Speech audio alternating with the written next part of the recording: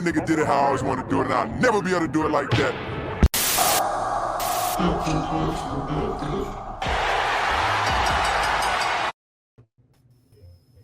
Can y'all answer me a question right fast? There's a random question that has nothing to do with nothing. It has absolutely nothing to do with anything.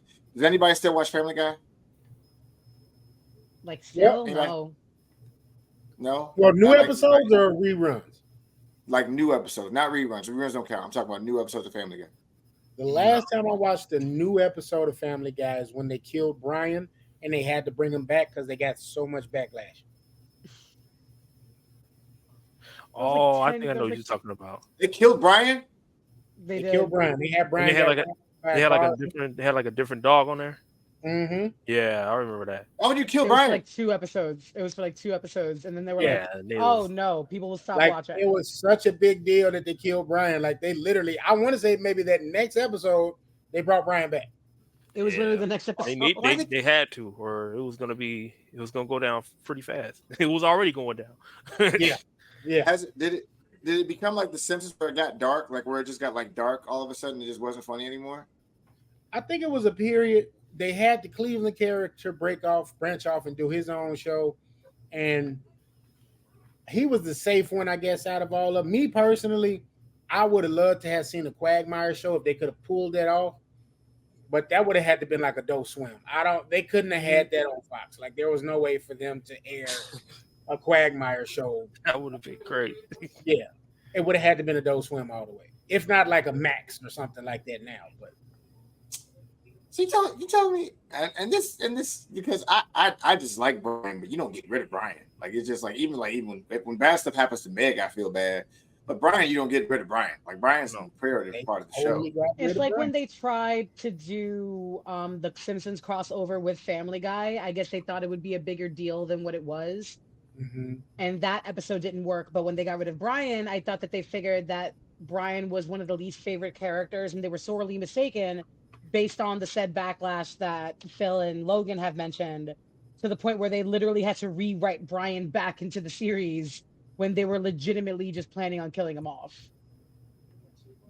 Okay, that hurts my soul. Hurts my soul. Because that was a show I used to quote all the time.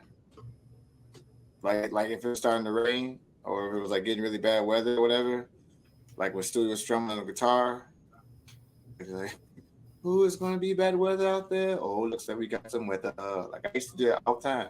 So I haven't watched Family Guy in like a long. I haven't watched Family Guy in a long ass time. So I think my favorite Family Guy episodes stem from when Peter was like building bodegas in the house, hiding from Lois. Okay, remember that one? Yeah. Okay, yeah. Peter's getting ridiculous. I'm in the room, Lois. But where? I'm sorry. Okay, I'm sorry. This is just too much. I feel like no good cartoons to really watch. Like I love anime. Don't get me wrong, I love anime. But I have Archer's on its 15th season, it's on its way out, and this got a little stale a little bit. I don't watch Family Guy anymore. American Dad's gotten weirder. I don't even know how that happened. I don't have any good adult cartoons, and Adult Swim's finally, and the world's coming to shit because Cartoon Network's going out of business in October. It's coming to shit. So you're not counting Invincible as a adult cartoon? No, Invincible's anime. Yeah. You call Invincible's counting Invincible as an anime? Invincible's Based anime. on the style that it's based on the style that it's drawn, based also in the way that the story is written. Mm-hmm. It's very Herculean. It's very underestimated boy learns and grows into the role of his father, which is a very anime storyline based way to go. Side characters are very similar as well. There's the romantic interest, there's the rival, there's the frenemy. The way that it's set up is very like Dragon Ball Z level anime storyline. Chrissy, say that word that you just said at the beginning of it. What did you say? What word was that you said? Herculean. Oh, no, you said that. Say it again. Hercules. It's like Hercules. Herculean. Herculean. Check out that I went to vernacular. private school. I didn't learn about words, Chrissy. Don't talk to me in this manner. Matter of fact, you get introduced first. Baby, I went to a public school in the Bronx. Right, we learned about Jesus. We didn't learn about words, Chrissy. We learned about Jesus. Okay, all right. I learned about like how to load a gun. That was after school. We're doing too much here. Okay, ladies and gentlemen, I want to introduce you to someone that is very close to our family and very close to my heart as well. Ladies and gentlemen, the amazing and the lovely Chrissy Tina.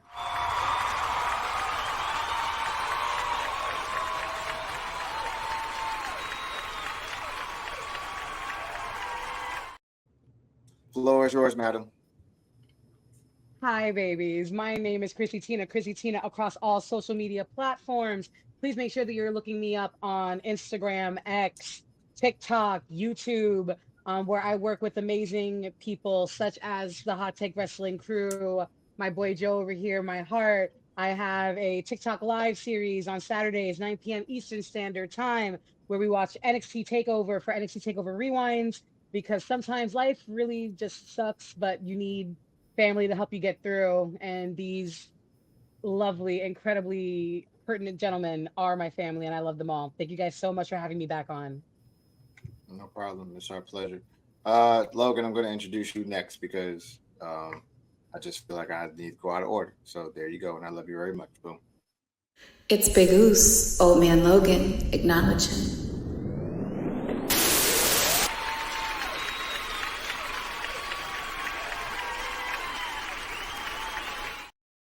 The floor is yours, sir. The floor is yours. All righty. Thank you, people. Welcome to another episode of Hot Take Wrestling. It is I, the one, the Alpha, the Omega, beginning and end of this podcast dynasty known as Hot Take Wrestling. Let's get it in. One's up. So, at this juncture, this gentleman is our little big brother. This man slid over my house for WrestleMania, and when he slid over the house, it was like, you know, when, like, She Talks is my sister. He slid over, and I'm bringing Phil. You know, we've seen Phil, but you haven't seen Phil. Okay, now, for the record, I am not tall. So I did this. Hey, oh, hey, okay.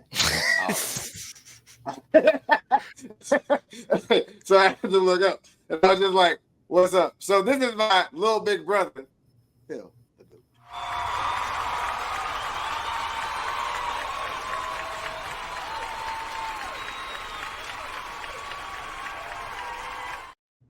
Floor is yours, bro. Talk to him. What's going on, everybody? It's my first time on Hot Takes. I go also as Mr. She Talks. So follow me on Instagram at FeelTheGoat23. Follow Ashlyn at She Talks Wrestling, and let's have a good show today. If that's not the energy, I don't want it. If that's not the energy, I don't want it. Hey, I love that. I love that. Hey, you a real motherfucker, boy. Phil, you a real motherfucker, boy. I like you. I like him. Said it a long time ago. Black men don't cheat. Okay. Black men don't cheat, bro. You know that black man don't do that cheat. Over here. You know, don't do that over here, okay? Especially when you got a Puerto Rican woman that can shoot. You don't ever cheat. All right, let's get this thing going. Get this thing started the right way. Get things talk about wrestling or whatever. Don't nobody judge me. I'm safe. Okay? And now your week in review. Oh, wrestling, baby! The week in review. Let's start from Monday on. That okay with everybody? Saturday on. Let's start with Saturday. All right. I'm gonna say it, so y'all don't have to say it, and y'all can just disregard any comment said by anybody else. This is my comment. How I feel. Money in the Bank was shit. It's trash. Duty. Cool. Garbage water. It was terrible. It wasn't good. They botched a lot. It was terrible. The women's match, once again, stole the goddamn show, which I don't understand why WWE refuses to invest more into their women in the first place. Now, on the brighter sunny showers in the first place, Money in the Bank winner was Drew. Stupid. Dumb. Money in the Bank winner for the women, Tippy Stratton. Stupid. Don't like that. A 3-on-3 match with Cody and Kevin Owens, praying for his mama, Randy Orton, and Bloodline. Stupid. bad, terrible, a lot of botching everywhere. How you blotch a crotch shot? Oh my God. Apparently that's his thing though. Like I saw a video on Twitter where he's botched everywhere, like New Japan, everywhere. It's bad. It's bad. It's bad.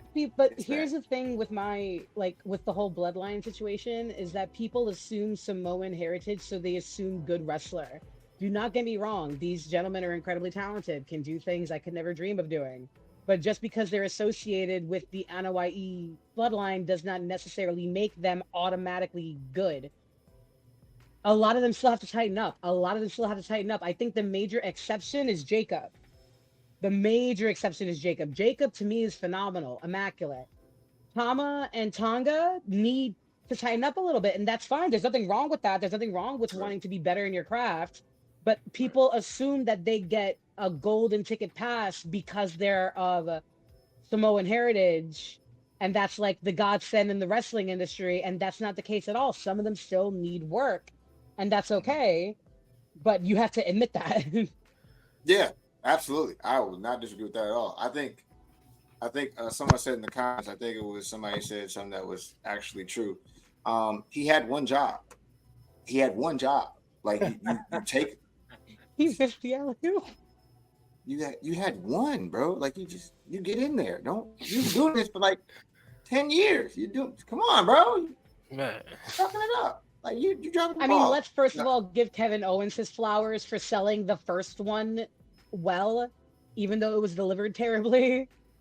He's like technically Kevin Owens had to take 2 crotch shots. Man.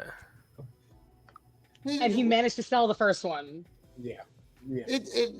What grinds my gears is it's just bad. Like Tama Tonga has had to slow down because he wrestles at a fast pace. That's how he wrestles. He's smaller of the two. Yeah. And he's in a space where he's a smaller guy that is a bit more violent, but he wrestles really quick. That's how they wrestle in New Japan. Tonga Loa has always been slow, like slow pace. Like that's his vibe. That's who he is in New Japan. Like that's how he wrestles. The fact that he's not doing that now and is like speeding up when he don't need, like, get your big. Sorry. He's trying to keep up, bro. You trying to roll? You just got to roll in the room and just up. I don't even know how to do it. I don't really know how to do a crap. Let me shut the fuck up. All right, moving on. WWE did save himself with Heatwave. It is no longer hit on him. It's Mr. Michaels now. But hold on, bro. You cannot just move on from Money in the Bank that quick. Yes, I'm not. I agree. I agree because I want to talk about my favorite thing for Money in the Bank, and that is my favorite flavor of soda, Pepsi Phillip Brooks, CM Punk, for what, the 4th time in a row, just being Drew McIntyre's sleep paralysis demon. Can we talk about this? This man will never let this man rest. He will not let this man eat. He will not let this man sleep. He will not let this man breathe. And I love that. All because he took a 25-cent bracelet that had his wife's name and his vampire-looking dog's name on it. I love this. That's the level of petty I aspire to be. My dog is fucked up. I'm so sorry, but Punk was whipping shit out of Drew McIntyre when he interrupted that cash-in. And can we also talk about that weird pin spot between Damian and Seth, where technically Seth is champ? My God. Yeah. If we're gonna call a spade a spade. So, what was actually happened was Superplex Falcon Arrow drew music hits. So Damian was actually right. He wasn't supposed to move. The music was supposed to hit, and Seth was supposed to. Because when you look at Seth's looking up like this. He's not looking at the ref. He looks up because he's waiting for the music to hit. Then the ref has his back turned because it's supposed to go on 1, 2, and then 2.5. So Damian, if you notice, Damian's not looking for the count when you're supposed to look for the count. Now, the production team messes up. The reason why I want to move on from Money in the Bank was because that was their worst pay-per-view this year. And nothing about that was right. You gave the Money in the Bank contract to Drew McIntyre for him to cash in that night and lose to have CM Punk cost it. You could have did that in the Money in the Bank match by having CM Punk push him off a ladder. My You point made is this big. Thank you, bro. You made this big deal about Jey Uso and a big flyer with Yeet in the Bank, and he don't touch it because you know you're not going to push him. Chad Gable don't get touched by the Y6 during that whole time. He just lose, which is deterring his run. Melo was a non-factor. LA Knight was a non-factor in that goddamn match. Andrade too. Andrade is the one you should really, really be hyping up because that's technically your lucha, your high flyer, your ace in the hole. Facts.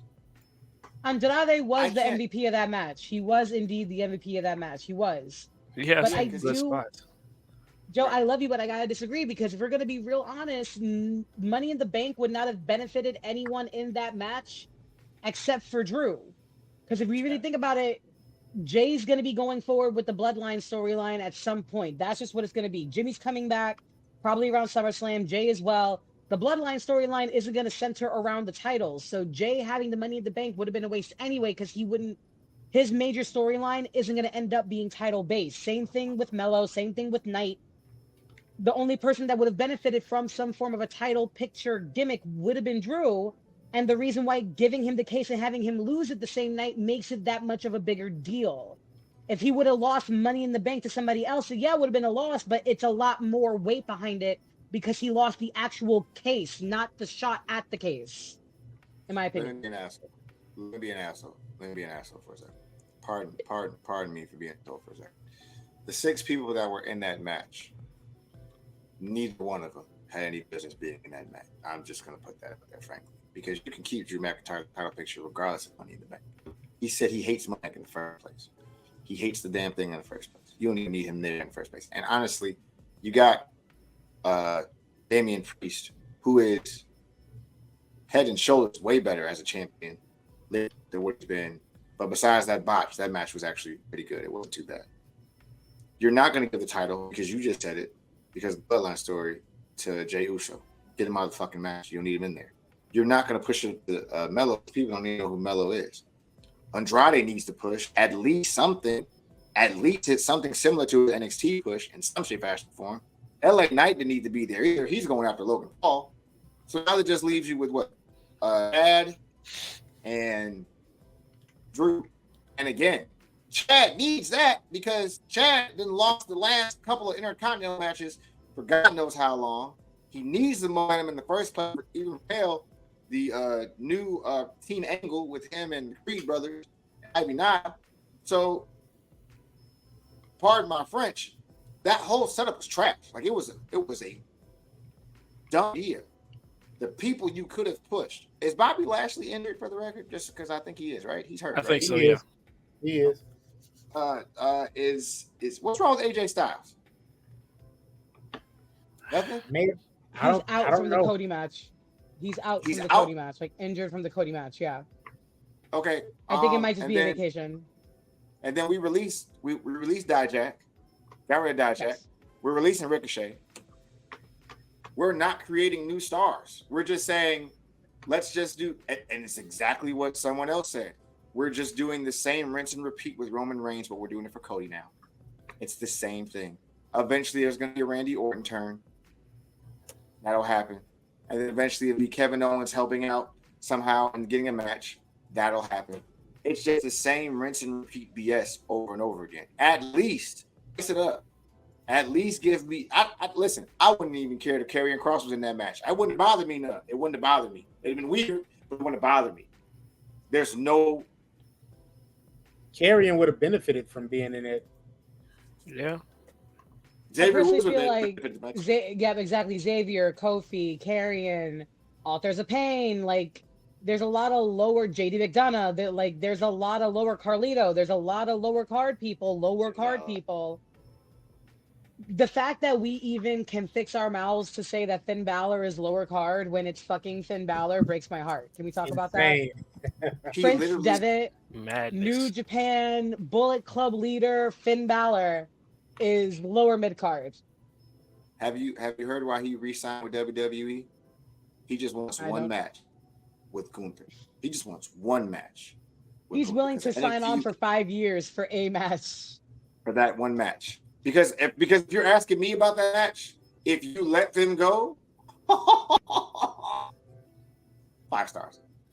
That's what it is with most of these, with most of that era of people that came in, like Sammy, Kevin, Johnny, Tommaso, Finn. If you let any of them go, they'll be able to do amazing work, but you have to let them go. Yeah, and that's kind of why I'm just I can't harp on that money in the bank for me. I still remember 2011, 2012, 2013 Money in the Bank with CM Punk won the championship and left. Like that's the Money in the Bank is like the shit. When Dolph won Money in the Bank, that love Money in the Bank. So to have it be so stale and be so lackluster and unplanned, and then not move on from the men's match, to be in Toronto, Canada, and you actually have someone from Canada who is a mainstay there, who is actually showing you she can fight the NXT champion, she can fight your women's champion on SmackDown, and you not try to push her in any shape, fashion, or form, boggles my mind. I love Tiffany Stratton. You all know I love Tiffany Stratton. She don't need that Money in the Bank briefcase. She don't need that. It should have been Chelsea. It should have been Chelsea. Chelsea's time is Chelsea's window is right now. I'm not mad at Chelsea. Chelsea lost that match and still managed to be my favorite person going out of that pay-per-view because she cut a WWE Instagram reel of her being knocked out and giving a media scrum interview to an empty room. And Adam Pearce walking in to be like, maybe you should get your head checked. Chelsea Green is the best thing the women's division has going right now on SmackDown, and they are just completely botching her. Chelsea Green has wrestled Penta, for God's sake, and Lucha Underground, and that's had one of the best matches I've ever seen. Chelsea Green has done incredible work on the indies. Chelsea Green is good on the mic. Chelsea Green is who you need at the top of your card. Because I'm sorry, I love Rhea. Rhea's a little one-noted for me. Rhea got given that like eye candy moniker from like the internet, and she's kind of ran with it ever since. Like kind of like a lot of innuendos, a lot of overtly sexual like tone and movements. I get it. Chelsea can do 80,000 times that. Rhea can do like succubus or like rage. I haven't seen a lot of comedy out of Rhea. I haven't seen a lot of other aspects out of Rhea on the mic. She's incredible in the ring. I can't touch her on that. Mm-hmm. Chelsea is more well-rounded than a Rhea Ripley. She's been in the game longer. It makes sense, honestly. And for you to not use a Chelsea Green and to take a Tiffany Stratton over her is wild to me. Wild. Yeah, wow. Because even Tiffany Stratton I love Tiffany Stratton. Again, big fan of Tiffany Stratton. She don't need it right now. She don't. She doesn't need that push right now. And then the bloodline match. How you make Jacob Fatu look like a buster? Like, and I'm gonna say I'm scared of Jacob Fatu. I'm terrified of Fatu. Jacob Fatu one of those. He not one of those. Yeah, I'm terrified of Jacob Fatu. He one of those. But you not letting him really. You're not letting him be himself. Like he no-sold the raping DDT. Okay. Ooh, but like it's like let Jacob Fatu rough shot, bro. Like let him. He super kicked everybody. That's awesome. Everybody just super kick. Let him do what he was doing before he got there. Alley-oop, Samoan drop, 3-rope moonsault, top rope Cornelio, all that other stuff. Stop doing it. Stop. I can't. Oh, it's Levesque right now. It's not Triple H. It's Levesque. It's Levesque. I don't like it right now. Hey, he had to fumble at least one pay-per-view now. I mean, he's been on quite a run. He had to fumble somewhere. I mean, at some point, you have to make your owners happy. The owners maybe wanted Drew McIntyre to win. They maybe wanted Tiffany Stratton to win. That happens. That's the part of the business, Tiffany Stratton feels like a Fox pick. Tiffany Stratton feels like a Fox pick. It feels like a Fox very pick. well be. I mean, Fox might like a be Fox ready to pick. put their money up. You know, they might be ready to put their money up to try to. No, because they already said SmackDown was going to USA. So I don't know. But it's giving me the anxiety of like you're putting the rocket on her way too soon. That's what makes me really, because she had that moment where somebody in the chat, which is Richie Mars, who I love very much and is my best friend. He's one of the best ever in the history of history. He said Chrissy in the bank. That's what I'm down for. Chrissy in the bank is what I would rather it be called, because not this one, but like something more better. I love you. I think that it's so easy to be like, oh, she's got so much talent. Put her no, because who is she gonna face? Who are you gonna put her up against? You have to. This has to be one of those things, guys, where not to give this guy credit. When he was in that Attitude Era, he would be like, hold on, let's build him up too, then build him up so he got somebody face, and build him up, and then build him up too so he got somebody face. And so it was like 4 or 3 people you could always count on. In the women's division right now, for people that can just go out there and wrestle like a 20, 30-minute match, Tiffany Stratton, is Bailey, Shayna Baszler, Zoe Stark if she doesn't botch, and that's not me being petty. Lyra Valkyrie, if you actually let her go, Io Sky. But if you notice, there's an overwhelming a lot of women on SmackDown that are not being utilized in that same shape and form. Too many. So now Raw, you have to force Rhea to come back because I'm so glad that's spoilers. So sorry. I don't think she was ready to come back. It kind of gives me when Mox went on vacation and then Punk got fired, so they had to pull Mox back early. Same vibes. That's the vibes that it gives me. And it's very funny that you bring up our dear sweet Richie Mars, because Richie Mars actually brought it up in a few of his videos a while ago. I believe it was for Elimination Chamber, that Tiffany Stratton doesn't need any big wins right now. She can be involved in the matches, but she just needs the experience. She can have those big matches, just not win. That's her learning and growing and developing. And those same people who were like, they're giving things to Tiffany too soon. Now this is a pure example of Tiffany being given something too soon. And now those same people are like, oh, but like, it's not that bad. It's just Money in the Bank. Money in the Bank is now considered one of the top pay-per-views. Before it was just Rumble, Mania, Survivor Series, SummerSlam. Now Money in the Bank is considered the top 5. Is the 5th. So for those same people to say like, oh, like it's just Money in the Bank, this is one of the biggest pay-per-views of the year. Tiffany Stratton, I don't think has been on the main show 365 days yet. Like not a full year from when she started. From when she started on the main roster. So for her to get a Money in the Bank win over someone like Chelsea is wild to me. And I mean, necessarily it didn't even need to go to Chelsea. It could have went to Io again. And I would have taken that. I would have taken like Damage Control getting a bigger push as the dynamic that they are now with Io, Kyrie, and Dakota. I would have taken something from Lyra Valkyria as well. Quick question. What's the name of the stable with Shayna? Do they have a name? I don't think they got a name yet. I don't think they got a name. I got a name for it, but I can't say it on camera. Oh, wow.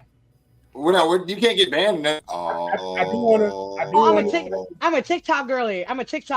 So I'm used to getting banned. I don't know how y'all run over here. No, we don't get banned here. With Instagram, they don't care about anything. So I do want to play devil's advocate because I wouldn't be me if I didn't. When Seth Rollins won the Money in the Bank, who was in that match? I think Randy was in it. Was Randy in it? I just was trying to find it before I asked, but I was like, who was in that match? Because Seth really didn't need that. We knew the trajectory of oh wow. He went on ahead and said it for you, Chrissy. God damn it, no.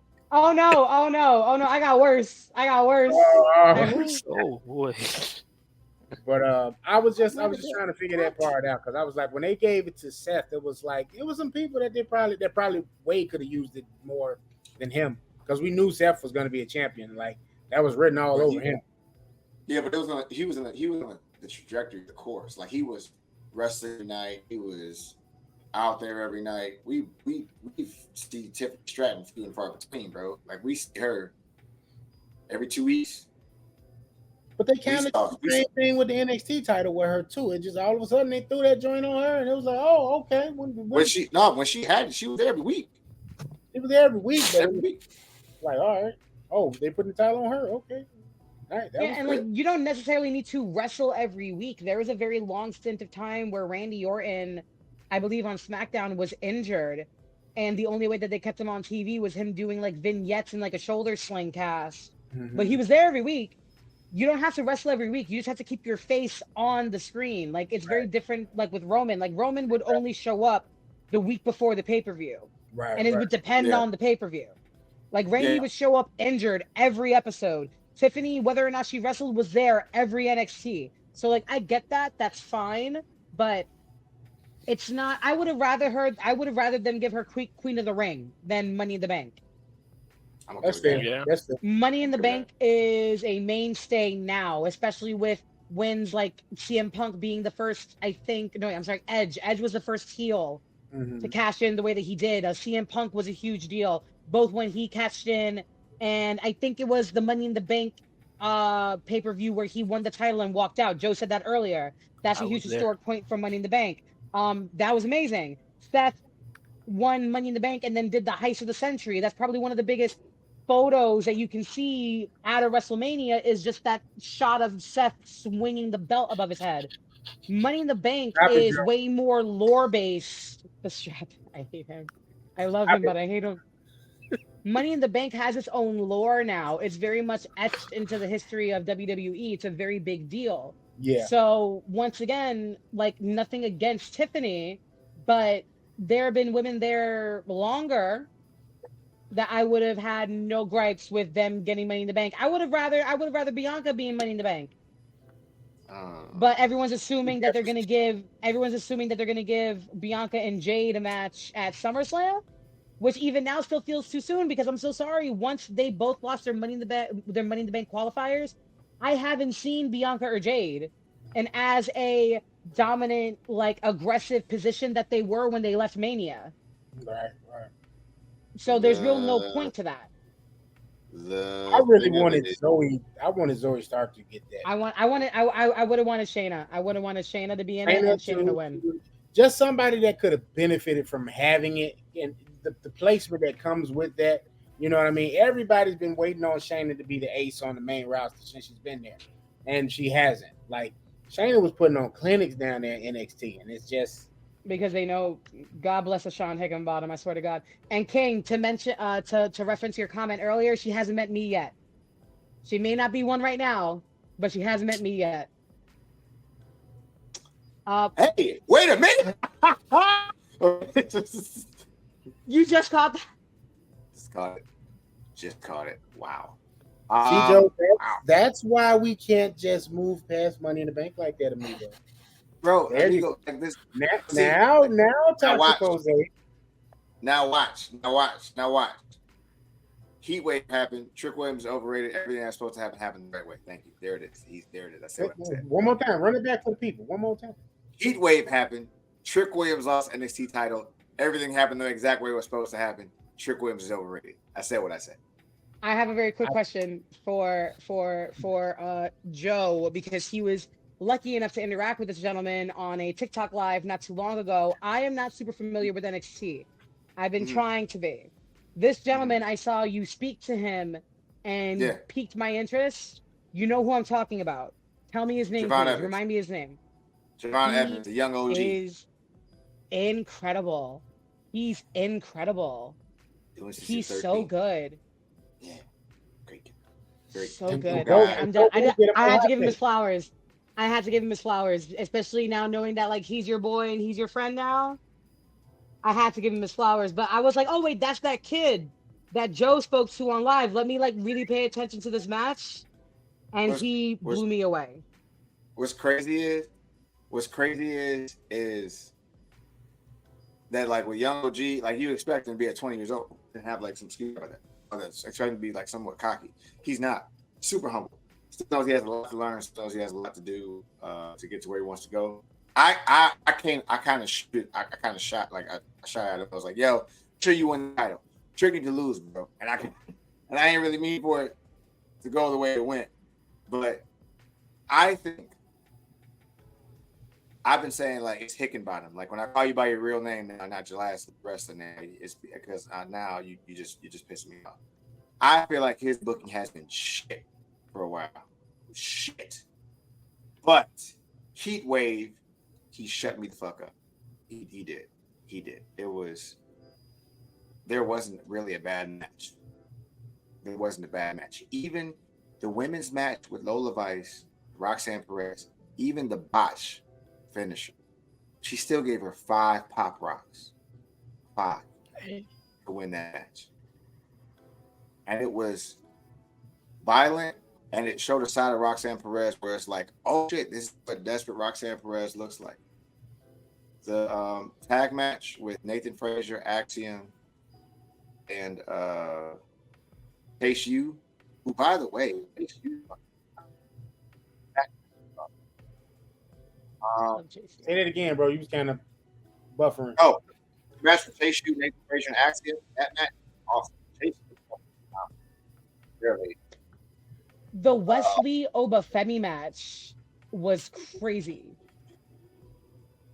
As our dear sweet pro wrestling wizard Just Doug who's also in the chat with us tonight, he said that Wesley got tossed like pizza dough by Obafemi. And I saw that man fly. It was 15. It wasn't the F5, it was F15. 3 times. All right, here we go. Here's something that's fucked up. The Kalani Jordan Soul Rook match. Everybody's saying, oh, that match was amazing. That match was awesome. That match was terrible. It's not good. It's not good. They did the spot with the New Japan spot with Ospreay and King Ricochet. That was cool. Other than that, though, it was a lot of like, do I go here? Do I go there? Do I do that there? Because in the beginning, it was like, oh, that's great. Oh, yeah, I like that. Then after a while, it was just like, you missed a spot. You fucked up, didn't you? Yep, I saw that. And it's not because they're not good. It's because they're green. Kalani Jordan's kind of been doing it for like a year and a half, 2 years. Soul Rook been doing it 2-3 years. And she's probably still holding back because of the injury. So it might be hesitation there. Because before her injury, she was real fluid. Yeah, because she had. Speaking as someone that has a knee injury, speaking as someone that has had an MCL, ACL tear, it's terrifying. It's terrifying doing anything. Like you have to relearn how to walk. So doing anything at the rate that you were doing it beforehand seems like such a daunting task, especially at the athletic rate that Soul Ruka works. Great word. So speaking as someone that has gone through something similar, even though I'm nowhere near obviously the athletic prowess that she has, seeing her do like the soul, was it the soul snatcher, the soul catcher? Soul snatcher. The soul snatcher, like still as pretty fluid as it was with that injury, knowing that you have to have that kind of reckless abandon to make it work and to pull it off, I give her all of the flowers, 1,000% respect. Now, my question to Joe and to the others, to you two gentlemen as well, Phil and Logan, do you feel like it's your background knowledge of the business that has kind of taken away like the wonderment of it all? Like if you were as in the dirt sheets if you weren't as in the dirt sheets as you are now, do you feel like you could have watched that Soul Ruka match with Jenner and be like, oh, okay? Or do you feel like you would still feel the same way now? I want Phil first. Let Phil answer first. I didn't watch Heatwave, so I don't know. Yeah, but like just in general, like do you feel like being knowledgeable about the business the way that you are now has kind of taken away like the excitement of like a match that it has more botches than most? Yeah. Now, do you blame now? Would the wrestlers be correct in being like, just shut the fuck up and like enjoy it? I mean, no one's telling you to pay attention to the botches. Just enjoy it. Yeah, I mean, like, botches are gonna happen, but at the end of the day, if it's a good match, you should be able to look past it. Honestly, I think also too the camera work is so tight, so crisp, and it's so in your it. Back in the day, the way, for example, Monday Night Raw and the old school SmackDowns and the Nitros and such were filmed, it allowed you to mask certain things. You couldn't tell how certain moves actually were performed. Now you can see the teamwork actually taking place in a vertical suplex. You can see the teamwork that's taking place in a powerbomb. You know what I'm saying? You saw, Paul Heyman, he's not going to be able to mask being powerbombed. Of course, he's going to hold on to the head of the guy that's, hoisting him up. Pause. But it's, that's to be expected with Paul Heyman.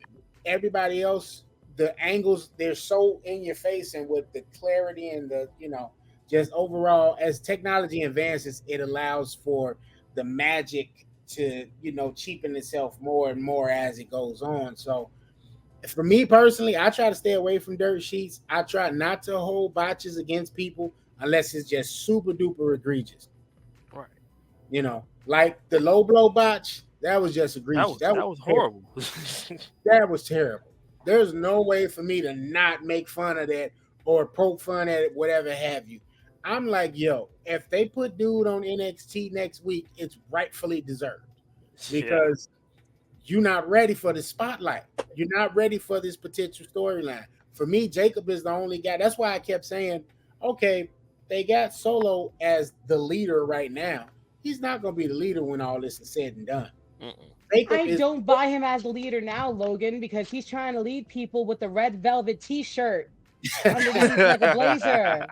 And the suede, one of our dear sweet girl, listen, one of our dear sweet friends on TikTok, Ray, called that man Marcus Houston off the Naked album, and I haven't been able to see Roger the same way ever since. Yeah, no, absolutely not. You're not gonna look like a thick weekend and tell me what to do. It's positioning. I could see if maybe they were trying to do this whole, okay, this is the heir to the tribal chief throne with maybe Jimmy in that spot. Jimmy would have been ready for that spot. Jimmy has been within that WWE system for over 10 years now. You know what I'm saying? This is a veteran. He knows how that system works. They didn't position Jimmy to that. Jimmy was a comedic relief time, and he was great at that. But Solo, I guess they were thinking, okay, position-wise, Solo was. Even Roman said, this is the heir right here. He's the next tribal chief. But it's not believable. Right. I don't know if they're going to be able to. That's why I think Jacob, they're going to maybe have to speed that storyline up for it to be relevant. You're going to probably need to see Roman come back soon. Maybe Jimmy at least. Somebody has to come back sooner than later, because me buying Solo versus Cody at SummerSlam, that's not a main event attraction.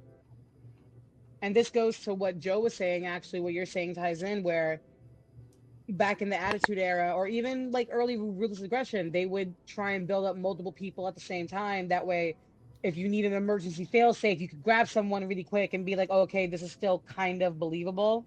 Mm-hmm. Hi, Brian. But yeah, like that's unfortunate that literally you have this dynasty worth of people, this lineage worth of people, and you can't just immediately pull one from the other talent-wise because they're all at drastically different levels, even though most of them have been in the business around the same length of time. Mm-hmm. But because one's New Japan, one's like Gorilla Pro, one's Evolution, one's somewhere else, one's WWE, they're betting on this so soon, knowing that a lot of them haven't had WWE style training, and WWE is not in the place yet where they can just fly with different versions of different styles of lucha, of wrestling, because they're not doing that now. So they can't expect to kind of house these wrestlers that have never been part of the WWE machine and product to wrestle their way if they haven't been properly trained yet. But then you're throwing up the bloodline 2 weeks after they've been announced. Yeah. It's that was something that needed to have the slow build where those guys can learn the system. They can learn how to have the WWE way. Because like you said, great way of pointing that out. They're coming from all of these different feds, different styles of wrestling, different pacing of wrestling. You know what I mean? where they probably would have been more so plug and play in AEW, because AEW lets you go and run at those clicks. You know what I mean? That a New Japan has, or MLW, or Gorilla Pro, like you said, versus WWE, where theirs is more storyline driven and the pace is slowed down a bit. They don't necessarily let you run at that same type of clip. So for me right now, I'm just the main selling point as far as the Bloodline is concerned, and that storyline right now was the power bomb through the table with Paul Heyman. I don't know what they're gonna do from between now until SummerSlam to have me vested in that.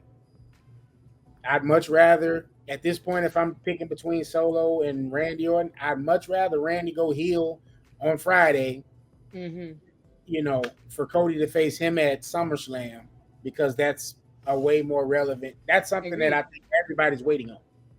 It's unfortunate, but they've already pulled the trigger too soon. But most of the Bloodline should have been, if not in NXT, should have been at least performance centered the way that Jade Cargill was. Jade Cargill was still on the main show. She was walking out of the backs of limousines and being like in the crowd, in the boxes, at SmackDown, at Raw. She was the big free agent.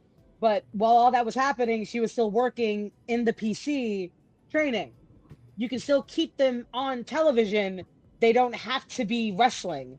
You can still keep them on television. Jade Cargill was training her ass off until she was ready. I really feel like they jumped the gun too soon on like 3/4 of the Bloodline that they currently have. Absolutely. I think that I really agree. I think that Tama Tonga is fine. He's fine. He's going to evolve. Tonga Loa is the problem. Tonga Loa is the problem. Jacob Fatu is not the issue, because Jacob Fatu is going to be fine. Tonga Loa is a star. Jacob Fatu is already a star. Honestly, I want and need a Jacob Fatu Kevin Owens rivalry, like 3-match rubber match. Oh my goodness! But don't give him 5. Give him 15 to 20 the first one, 20 to 30 the next one, and then the next one just let them kill each other. Iron Man match. But all false. I'll get like I quit. Last man standing. I want someone last man standing with Jacob Fatu and Kevin Owens. I would buy the ticket. No matter where the hell it was, I would buy if it was a Saudi Arabia match, I would go to Saudi Arabia for that match. There's not a lot, like, for me, being someone who has to memorize lyrics, has to memorize words and memorize something. Botching in wrestling can happen, but it shouldn't happen because of the ability to be able to rehearse and go over stuff over and over again. So when someone botches, and when someone botches egregiously, loudly, I can look past it, but I'm not going to forget it because of the muscle memory and everything else that goes into actually wrestling. I can the wrestler tell me to shut up and just enjoy the show. I can take that. That's fine. That's respectable. You can say that to me. That's okay. What you can't do is just go out there and do it again. And as a fan, expect to buy into what you are as your character, but continues to see you fuck up all the time. I can't do that. And then it kind of takes away from the mystique of the Bloodline as well, where like AJ Styles was another one that went straight to the main roster. He didn't do an NXT stint, but it's AJ Styles. Right. So you assume that when someone gets hired the way that they did for Tama Tonga, Tonga Loa, like no PC, no NXT, straight to the main roster. Like fucking Shinsuke Nakamura did a stint in NXT. Samoa Joe did a stint in NXT. They weren't too big for NXT. Finn Balor did a stint in NXT. Johnny Gargano, Tommaso Ciampa, like the Ricochet, these big names had enough wherewithal to be like, you know what? Let me like accolade, let me like tempt myself into the water first. Mm-hmm. So you assume that when someone goes straight to the main roster, like, oh, they must be bad. They must be like real good. Right. So for that expectation to kind of be like seeped into the audience's brains, like, oh wow, like Tama Tonga Tonga Loa must be real nasty. They talking about like the gorilla. What was their tag name? The Gorillas of War. Gorillas of Destiny. Gorillas of Destiny. Thank you. Like these they're mentioning other federations, which they really don't do. They very rarely do. So for that level of botch to happen from someone that's supposed to have that kind of like history behind them, it takes away from the threat that is the bloodline. I don't take them as seriously now. It cheapens Solo's outfit choices have already done that enough for me, but like Tama Tonga Tongaloa ain't helping. Solo dressed like an extra from Power. They should go ahead and just change their name. They got Tama Tonga wearing the MFT shirt.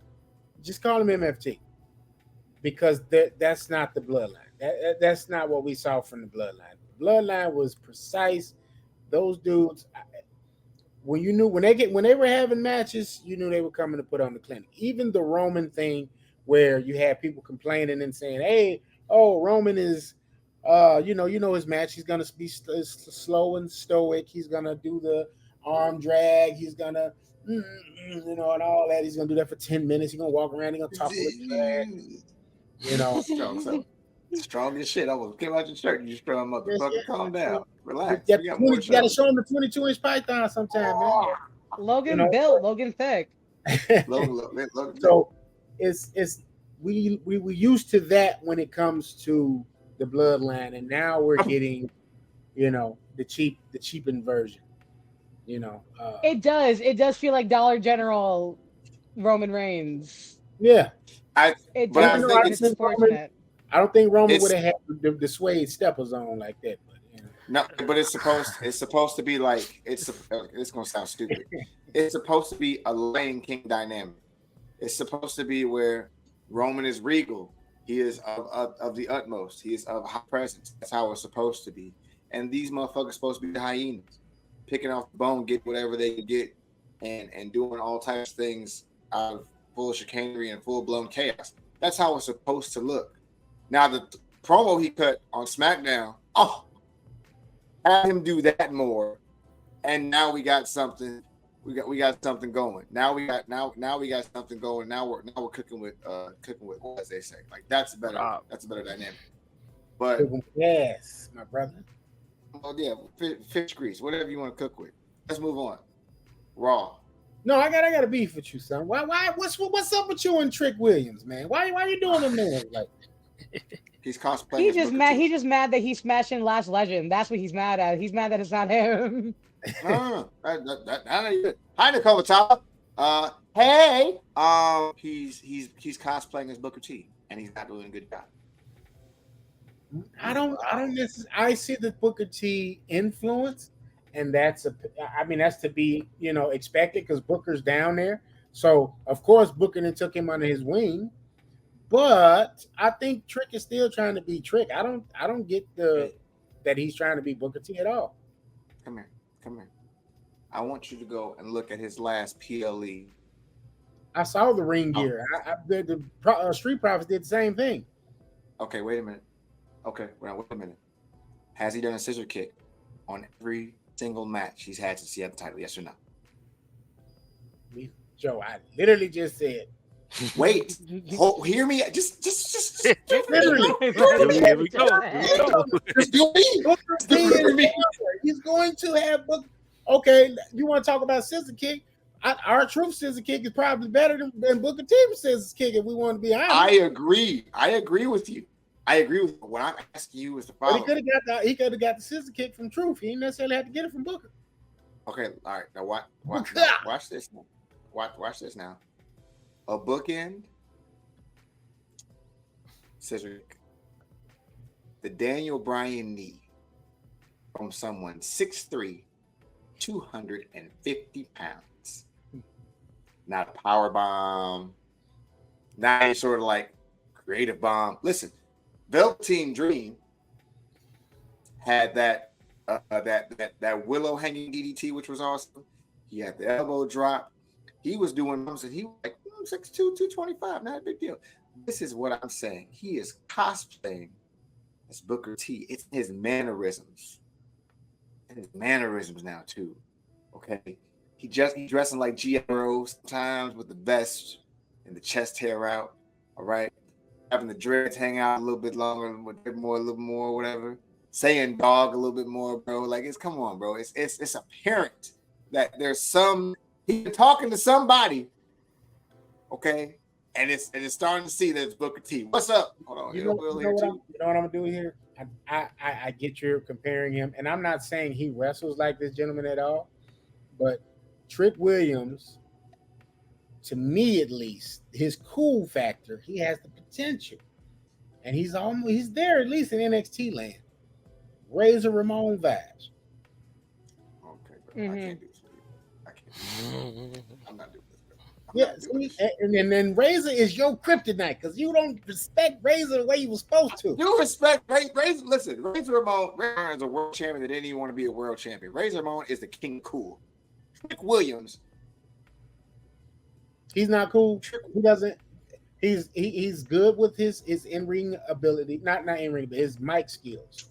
His in-ring ability, he's still working on that. He was able to be a good transitional champion. Ethan Page is now champion just because Ethan Page is a better wrestler. He's a better personality to carry them to wherever they're trying to get NXT to now. In our group chat, I continue to say I'm seeing flashes of the old black and gold brand. You can make a black and gold brand around an Ethan Page. You can't do that. Absolutely agreed. 1,000%. 1,000%. I said in a video not too long ago that Ethan Page winning over Trick the way that they did feels like the ending of a chapter and the beginning of a new one. And legitimately, I really feel like Ethan Page, Shawn Spears, like they are going to be the people that are going to reintroduce NXT to a lot of people, especially now with NXT going to CW, everything else going to Netflix, things like that. Like it's going to be a huge deal. Trick is amazing. I feel like Trick has a lot of capabilities to be a really big star in time. Not right now. He's still very green. He still needs to learn, but there's a lot of star qualities about a Trick Williams that can turn into like a big multi-million-dollar box office draw in a few years. I'm doing both. But yeah, Ethan Page and Shawn Spears are what's going to be like the linchpin for this cable version of NXT that's going to be happening. Absolutely. Yeah. Absolutely. Because Ethan Page and Shawn Spears not only can work on their own, but they can work with the younger talent very easily. Especially because Shawn Spears, Ty Dillinger, NXT's his home. I love a perfect 10. Yeah. Phil, stop.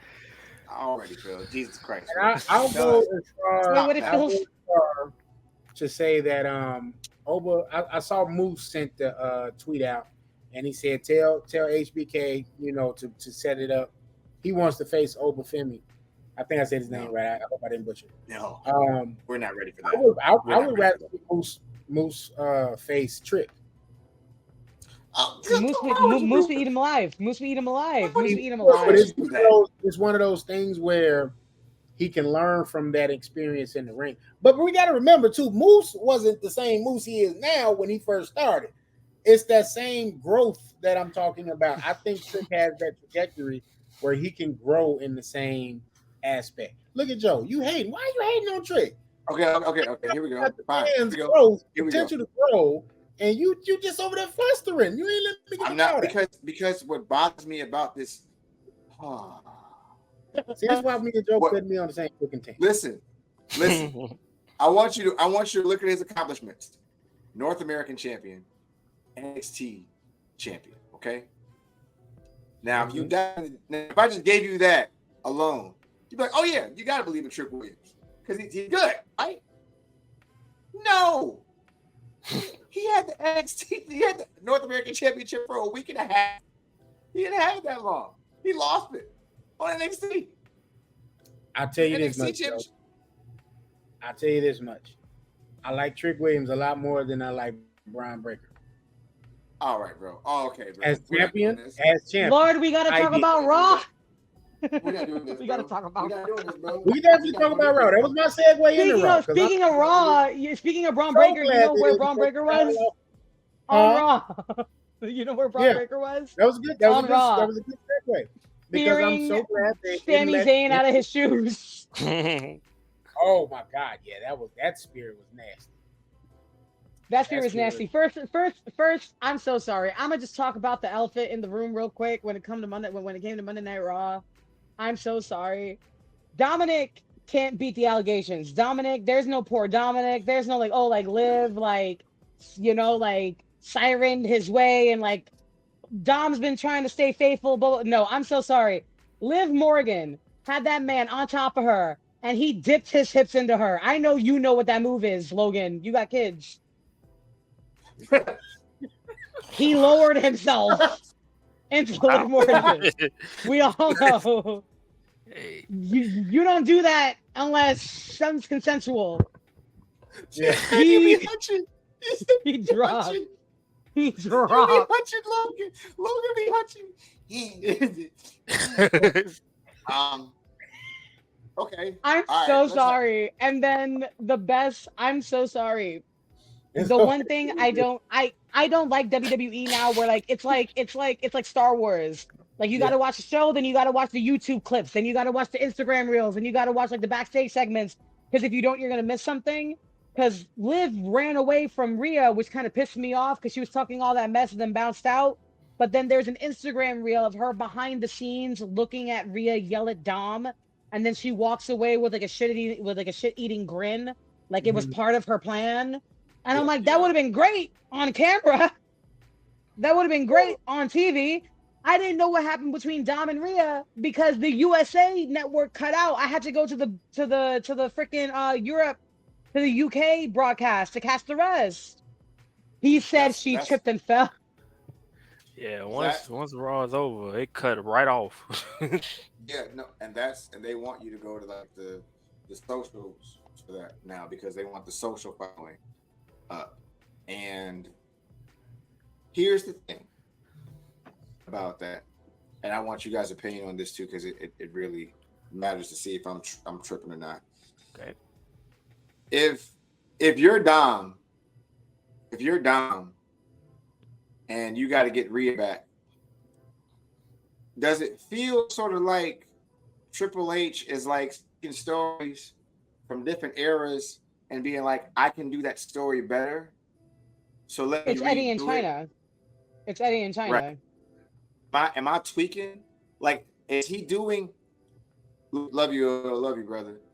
Is it one of those things where the Mark Henry retiree, AJ Styles retiring, the Brett and Shawn dynamic of Dom and CM Punk, the endless stables that we have, certain Attitude Era when they had there were 9 stables in Attitude Era where it was Nation Domination, it was DX, Biker Gang that no one talks about, the Headbangers, Los Boricuas. Ministry, right? Los Boricuas, the Ministry of Darkness, all just feels and it just feels like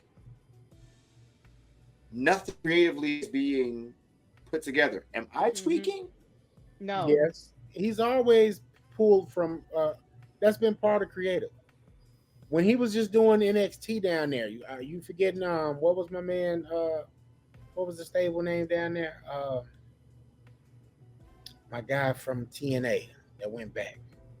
Damn it, I can't think of his name. Beer Money, the guy from Beer Money when he was down there for a year. No, not him. From this is gonna. I'm gonna have to look his name up. He's back in TNA right now currently. What was the name of their group? They brought him up, and Vince did what Vince did. He butchered it, and that was that. That's 90% of the NXT roster, to be completely honest. That's part of why he was jealous. He was jealous of them. Yeah, that's what I hate. Y'all go around. Come back to me. I'm a fan. Okay. You go, Phil. Why? Do you feel like WWE creative is as creative as it can be, or do you feel like Triple H is just pulling from old stories that Vince used to do? Oh yeah, 100%. He's pulling from different, all different types of storylines. He's just trying to read. Who? Eric Young. Insanity. Sanity. Insanity don't remind you of an old Attitude Era stable. Not to cut you off, Phil. We're gonna jump right back into what you were saying. I'm just getting it out. Who? Insanity. He's saying that Insanity would have fit well in the Attitude Era. No, who was who is the group that you're referencing to? So like Sandy is equal to or better than as. No, you were saying he's pulling from. I'm back. Yeah. I'm sorry. I'm slow. Yeah, no, I agree. I agree. I don't feel like it's creative. Go ahead. I'm sorry. All right, back to you, Phil. I was saying like with Triple H, yeah, he's like pulling different storylines from different like eras, and he's like almost like trying to revamp them. I would say, There like you go. do his type of spin on it. That I can agree with. Yeah. My thing with what Joe said is he pulling from different eras? It's like he is, but there's nothing wrong with it. Like we're all wrestling fans here, obviously. A lot of us probably watch wrestling media on places like YouTube. You guys have this placed on YouTube. Those wrestling YouTube channels that do like the top 10 lists, that are like like top 10, like WrestleMania moments, top 10 Shawn Michaels moments. There's going to be a time and a place where we can only talk about the Montreal Screwjob, but so much. Right. We are all going to be speaking of the same things forever because wrestling, it repeats itself. It's very much like fashion. Like every 10 years, we're going to see the same storyline come up again. It's around that time. Eddie in China was over a decade ago. Right. All these storylines have happened over 10, 15, 20 years ago. So yeah, Triple H is probably betting on the younger audience to not know a China, to not know an Eddie Guerrero. So this storyline will feel fresh for them, which is the core demographic. The younger ones are the ones that they believe will spend the money. So if it feels new to them, that's all that's going to matter from a business standpoint. Us being the old heads, we know these stories, we love these stories. So when we see the similarities, we will have no choice but to point them out because we see them. But that doesn't necessarily mean that they're bad, because if you think about it, these are how movie genres are born: horror, rom-com, comedy. It's from similar beats, similar hits happening in the movie. You have the base, you have the climax, you have the ending. Exactly. These things are going to repeat as time goes on. Now, if it's a rose-colored version of it, if it makes it a little bit more enjoyable, great. Nothing's going to touch Eddie in China in terms of that dynamic, that storyline. But if they use the blueprint for it and adjust it to a Rhea and a Dominic dynamic, it could work. So far, I've been absolutely enthralled with the Dominic Rhea Liv storyline, because me and Joe were talking about this. It's very telenovela-esque. It's very telenovela-esque. And there's a big draw to that. A lot of my friends have their Latin mothers and fathers and grandparents watching that storyline because it reminds them of the storylines that they used to watch in wrestling when it was a lot more like, like campy based, like a Miss Elizabeth and the Powers. Yeah. And Macho and Hogan and those moments. That's what they're used to, those more dramatic kind of theatrical moments. That's what the Judgment Day and Liv have kind of been. More storyline in terms of television than more storyline in terms of wrestling. Liv's barely defended that title. Dom's barely wrestled since the storyline between Rhea, Liv, and himself has popped off. But he's still been on television every week, a focal point every week. Yeah, he just got back from an injury though. But like for the most part, wrestling wise, I agree with you. And God, you're brilliant. I don't think that people understand that enough to where that dynamic is like a lot of the stuff is being replayed. But I just feel like I don't feel like she's doing a better job of telling the story than they were once portrayed. And maybe that's just me being fucking old. But I feel like the Mark Henry thing was way better than the AJ Styles thing. The dynamic of Liv, Dom, and Rhea, it's similar to the Eddie and China thing, but even Eddie messed with somebody else besides China. Wild. And then Dom messed with somebody else besides Rhea. But I digress. I'm keeping my thoughts to myself.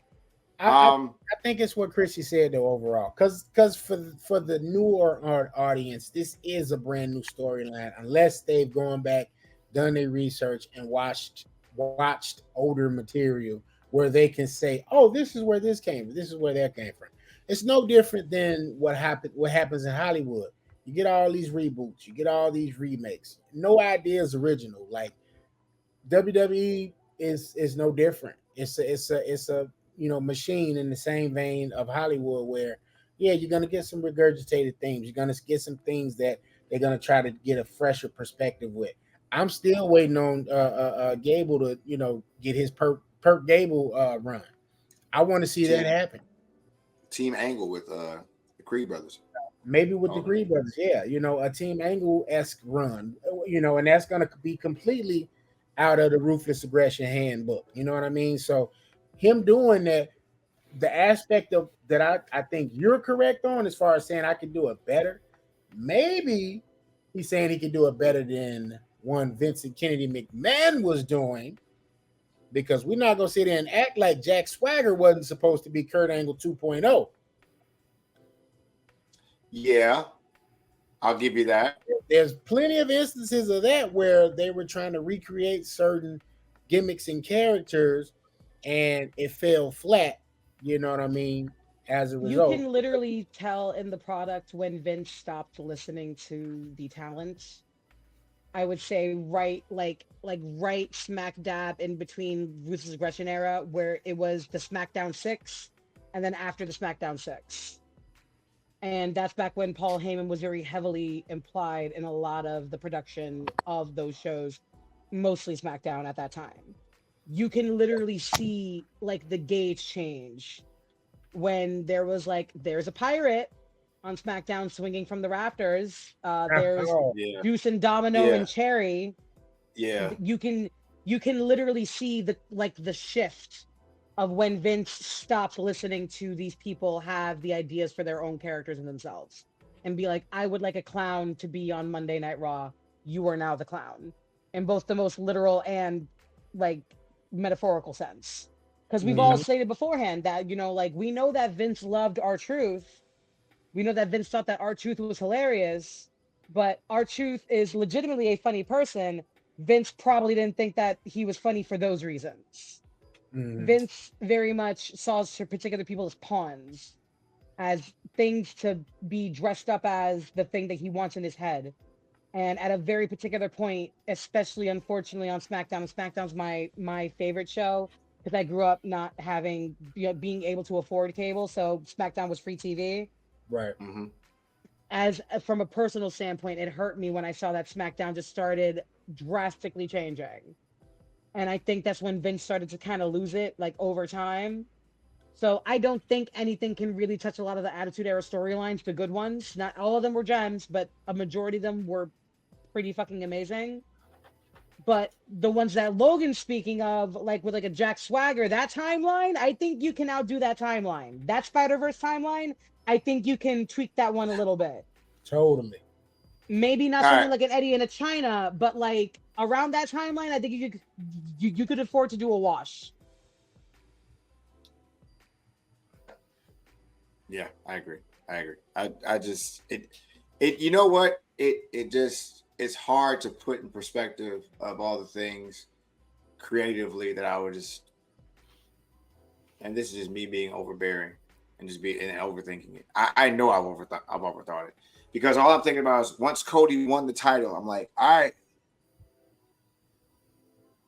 who we gonna face? Because you got too many faces and not enough heels, and you don't got enough anti-heroes either. You gotta, who you bringing up? And I don't feel like that was something that they put effort into for that. I want to move on to AEW if you guys don't mind, if that's okay. Yeah. Yes. All right. That's cool. All right. MJF freaking back. That's what got back the wagon. It feels so good. It feels so good, doesn't it? I love it. I love it. It does feel good to have an asshole back. It's just the meanest, just the rudest motherfucker. Came back that this is your fault. You changed me, you assholes. You ain't shit. Oh, by the way, Adam Page got a villain's personality. Didn't see that coming. Something's wrong with him. He's off his fucking rocker. You laughing? Bro, he's on that shit. He's mad. Swerve and Bryan Danielson will be main eventing All In. You want to go in our tournament? gonna be beautiful, spectacular. Will Ospreay will face MJF next week on Dynamite 250. We are going to be starting late. I'm telling you now. 9:30. 9:30. I'm not moving. 9:30 because that match is over. Mariah is facing Toni Storm. This is me. Let me mic. Yeah, I'm so sorry. Give me my spot. I'm so sorry, y'all. Pride Month's over, y'all. As Tony Khan wants to fucking remind me, all the fucking love in the world and everything that's good is now gone because my favorite sapphic fucking couple, Toni Storm and Mariah May, are now no longer, because Mariah May has beaten Willow Nightingale for the Owen Hart Cup, and now I thought it was going to be Toni Storm turning on Mariah May, is what I was certain of.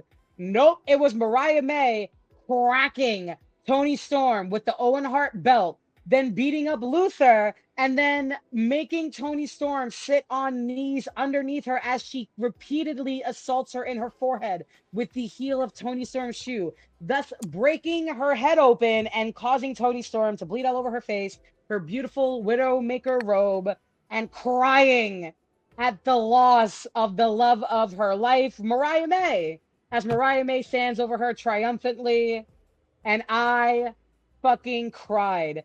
I'm so sorry, gentlemen. Joe, Logan, you know I love y'all from the bottom of my very little heart.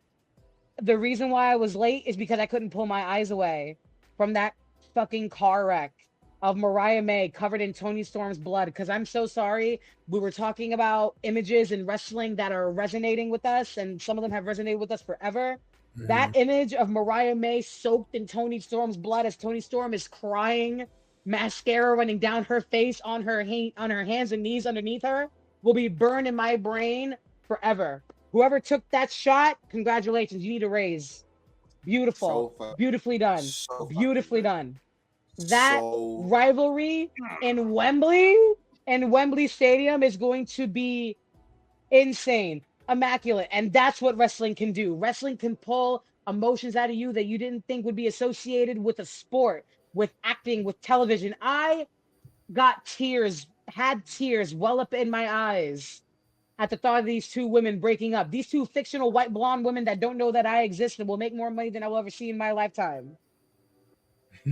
Have me bent out of shape in my home because that's how good they are at their jobs. That's what the fuck wrestling can do when it's done correctly. That storyline from beginning to end, the Mina Shirakawa segment, that part of the saga, all the way through up until this point, is the best women's thing in wrestling, like point blank period. Persona non grata. Rhea Ripley included. And I love Rhea. Joe knows I love Rhea. Joe knows I love Liv. Toni and Mariah May are the best thing, hands down, in the women's division of any women's division in professional wrestling. Boom. Y'all can fight me on it. Yeah. Boom. I second that notion. Logan, you got something you want to say? I can feel it burning your gears right now, Brett. Hey, I was just happy she beat the Vlad out of her. God damn. Get it? It's always the ones that look harmless. Logan got literal bodies in his closet. I know he does. It's not. It's not the same. It's not a vaudevillain character. She is portraying herself as the wrestling version of Marilyn Monroe. As a movie the female version of the vaudevillain. She would have been. It is not a no. Why do you know? Vaudevillain, if you watched NXT, the vaudevillains, their era is like 1920s, 1930s. Marilyn Monroe era is like 40s, 50s. I think it's like 40s, 50s. It's at least a solid 20-year difference between the gimmicks. It's a further along, bro. Bro. If you watch these Marilyn Monroe docs, if you watch these documentaries, she's a flawed character. That's the Toni Storm character. It is not, but vaudevillains were hipsters, not the same thing. What do you mean? She's not a hip. She walks around in a silk talking about real life robe. Real life. Higginbottom, come on. No, I'm not having. I'm not having this conversation with you because you're so off from how good this character is. It is If so. I was so off, okay, hear me out here, buddy. Wouldn't you think everybody would be on the comments telling me, Logan, you're off? Doesn't happen often. Okay. You can't tell me that she didn't. Okay, I get it. The character's supposed to be inspired by Marilyn Monroe, the actual look of the character. But there is no way that you can convince me otherwise. That whole black and white thingamajiggy there, buddy, wasn't Vaudevillains inspired. Can I get No, that? it's Can I Marilyn. Can I take this? Speak. Can I take this? Joe, can I take this? Go. You can take a break, baby. Take a break, baby. I got you. In the way that it's presented, you can obviously see that it's two completely different things. With the way that the Vaudevillains black and white was presented, with the ringleader being presented at the front of their trailer, at the front of their vignettes, introducing them in, the closing of the curtains, the sound that's being used in the background, even the gradient of like lines being used in the black and white of their entrance. Yes, it is black and white. A lot of media was black and white. If you associate all of the same black and white media with other black and white media, that's saying that like all movies are the same because they're shot on film. Just because they have similar aspects doesn't mean that they necessarily have to be inspired by that thing. Yes, Toni is black and white, but she's from a completely different era of black and white media. As Joe said, she is inspired by the flawed character of Marilyn Monroe herself. Not Marilyn Monroe, but the Norma Jean human that is behind her, the woman who played Marilyn Monroe. Marilyn Monroe is not her legal name. She is a Norma Jean character. That is what Toni Storm is. Toni Storm is the actress after the camera goes off. Toni Storm is the actress that is on pills, that is on alcohol, that is so delusioned out of her brain that she believes that nothing can touch her because she's at the top of the world. That's what Toni Storm is. The Vaudevillains were the actual characters, the movie characters of that black and white era. Toni Storm is the actress that portrays those characters. That's the difference between Toni Storm and the Vaudevillains. Also, the fact that AEW has had enough wherewithal to have Toni Storm walk across someone else, such as one of her opponents, for example, Serena Deeb, and have the screen be split screen in black and white and color for her opponent. It's not because it's a Marilyn Monroe thing. It's because in Toni Storm's mind, she snapped.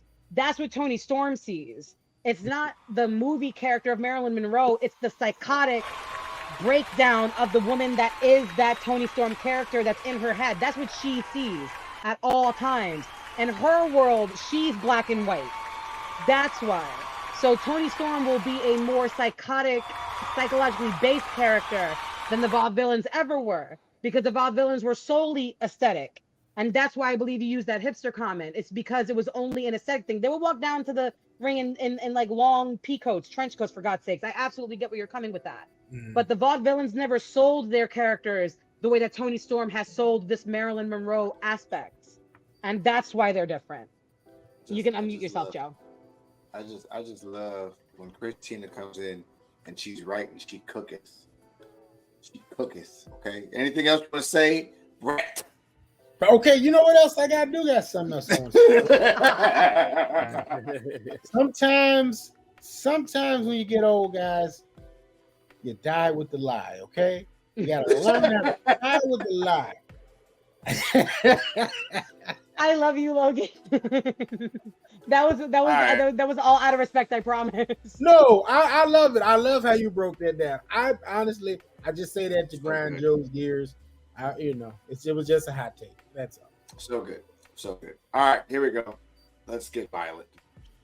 Ooh, the round table's getting heated.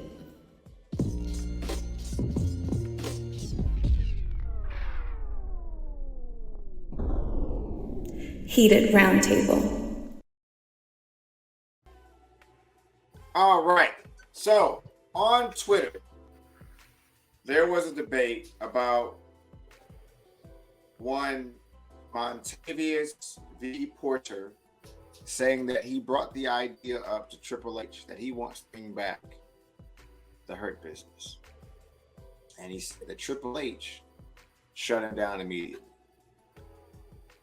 And then, without saying it outright, he proceeded to say that Trips is a racist and does not push any black talent.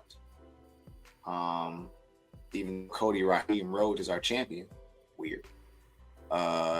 He says that he does not push any black talent for it. Now, I have my thoughts on Hurt Business 2.0 or bringing back a Hurt Business. What are you guys' thoughts on this narrative of either one, Triple H being racist or having the Hurt Business return? Who you want to start? Anybody can start. I'm You not. fell.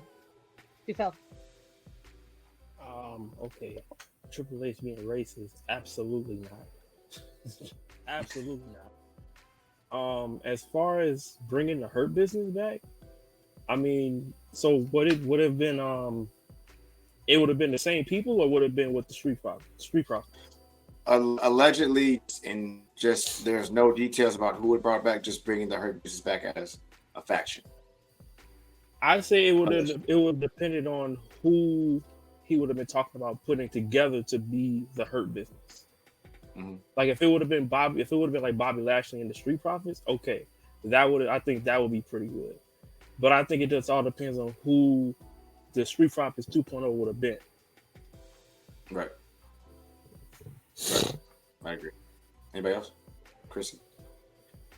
Yeah, very similar to what Phil said. I don't personally believe that Triple H would be racista. I don't think he is racist. Because we're going to be completely honest, you do have a Hurt Business 2.0 in the Pride, and they're not doing anything.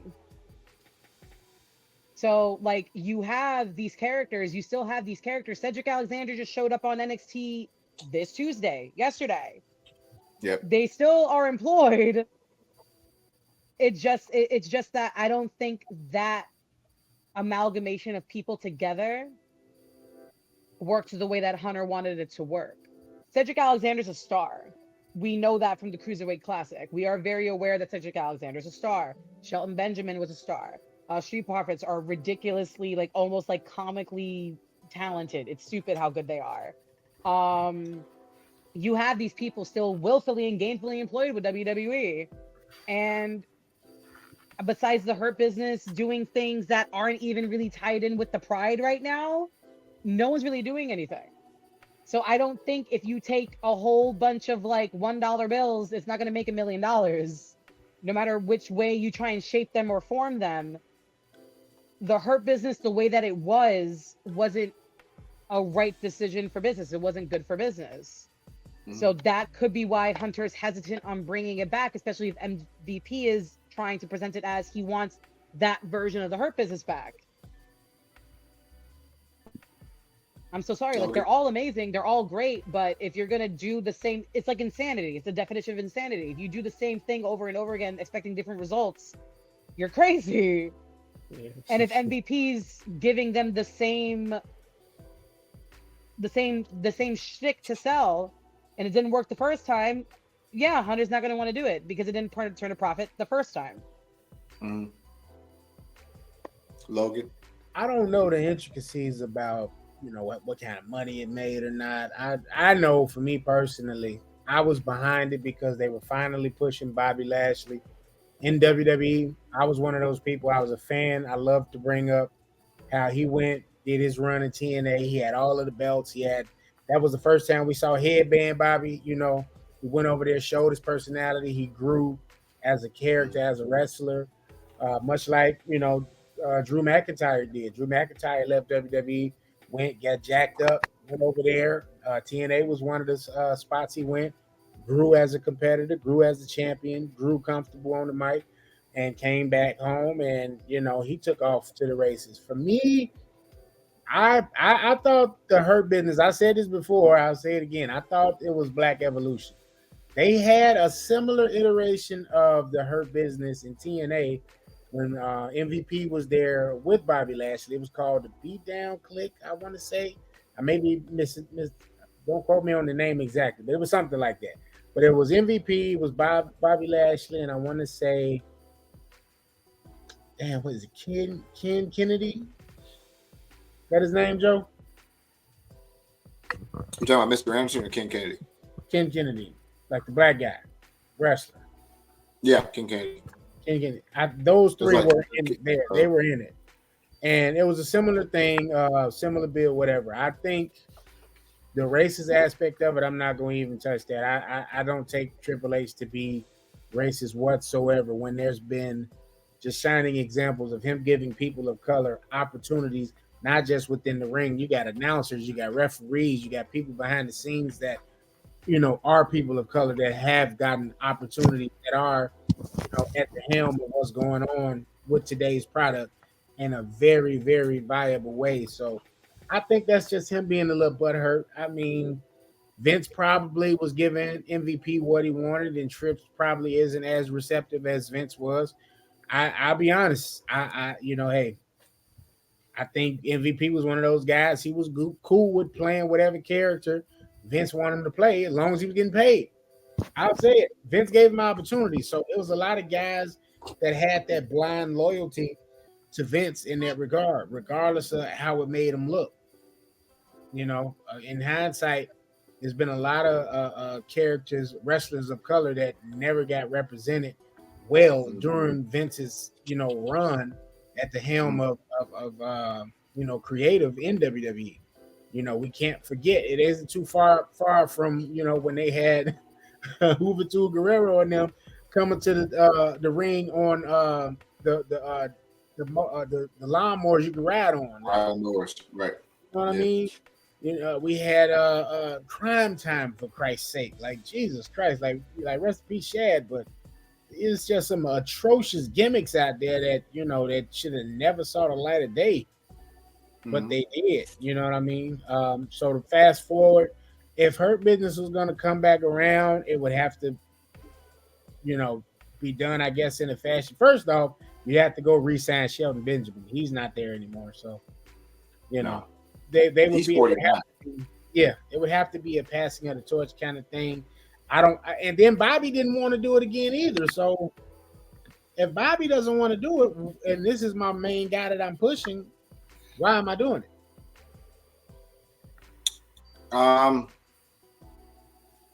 Triple H dressed up in blackface, and that'll probably be something that'll always regret, even though it's an attitude era and the era was different then or whatever. Triple H called Booker T a lot of things during that run or whatever, for whatever reason, and whether that's the character or not, you can take what you want with it. You can't do the Hurt Business again because the Hurt Business is a mid-tier faction. When I say mid-tier, there's tiers of factions. DX, The Shield, Wyatt family. Like Evolution's up there. Evolution will be up there, yeah. And then you got your mid-tiers. Ministry of Darkness, Aces and Eights, Nation of Domination. Oh, you went there. I was gonna ask you. NWO is the top tier. NWO is top tier. They're top tier. Well, the original NWO, not this black and white pack bull. That shit was trash. Wolfpack, that's just low tier. So NWO, like Bill said, is top tier.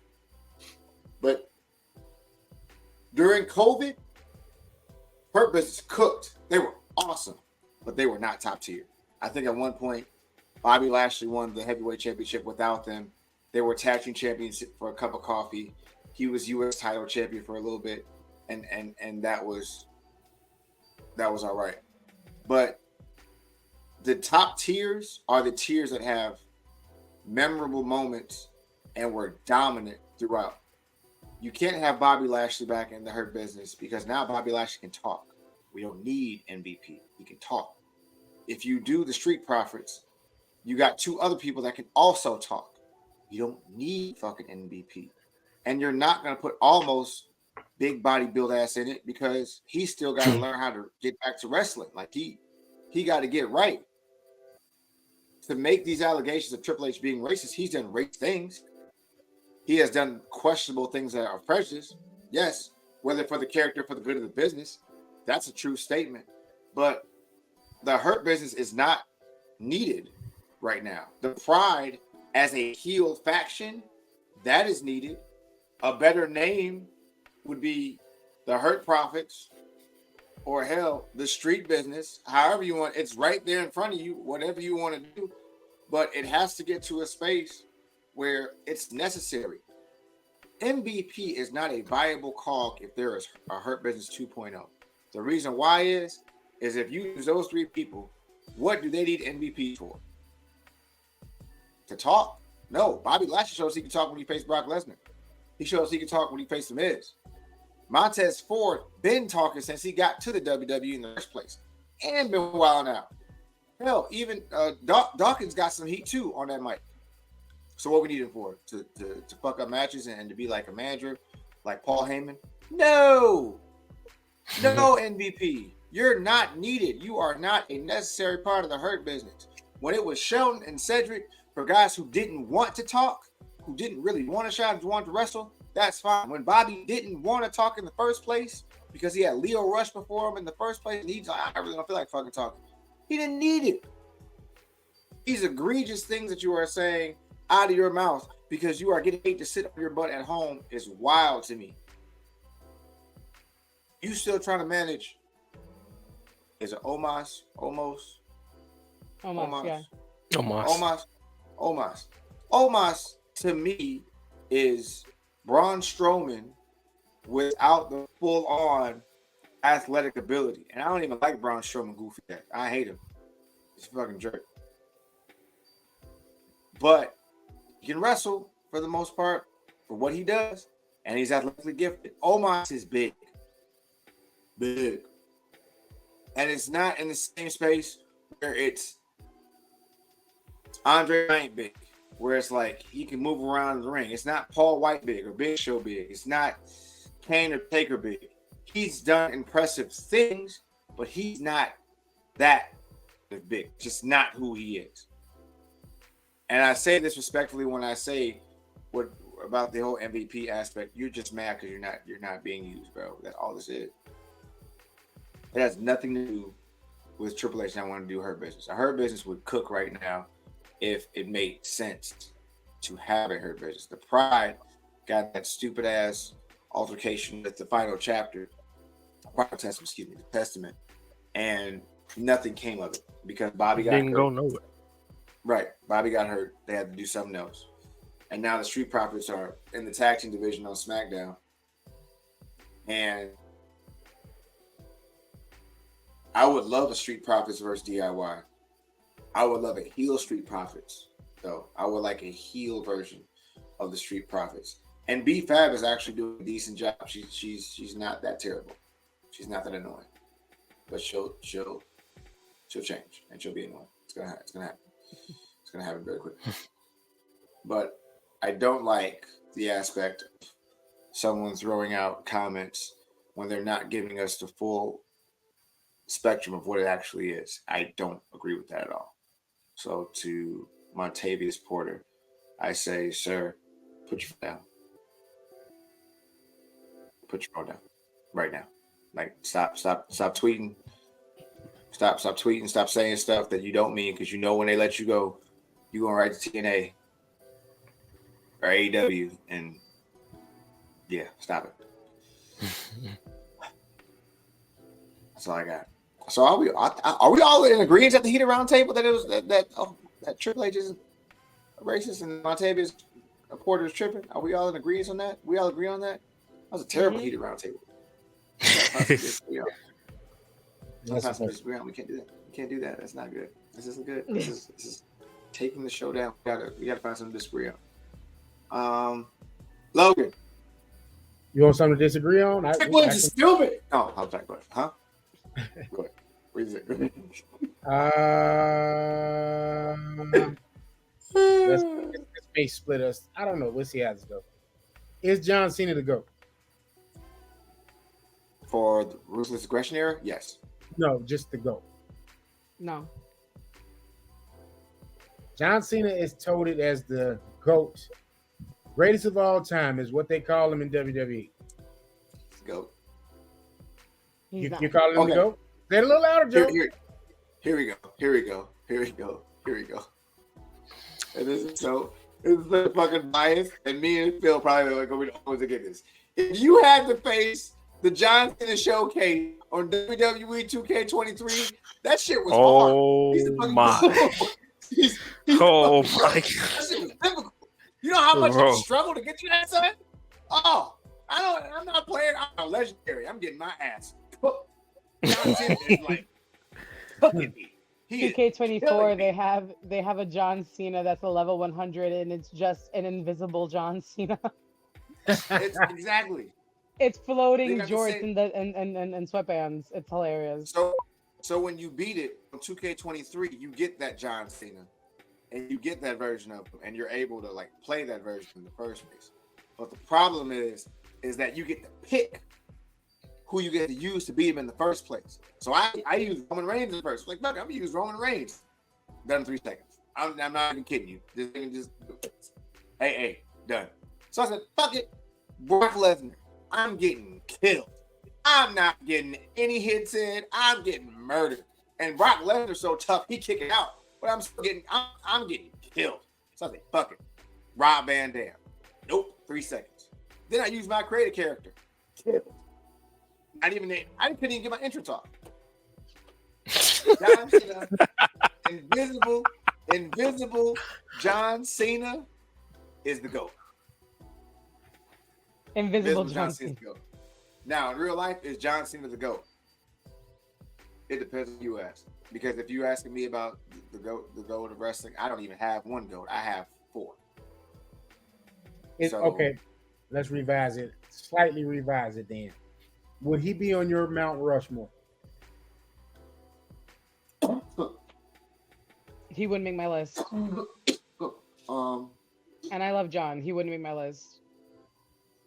Now, for me personally, when I talk about the Mount Rushmores, I say you have to go by eras.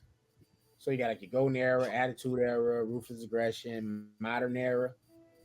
So modern era, yeah, he's there.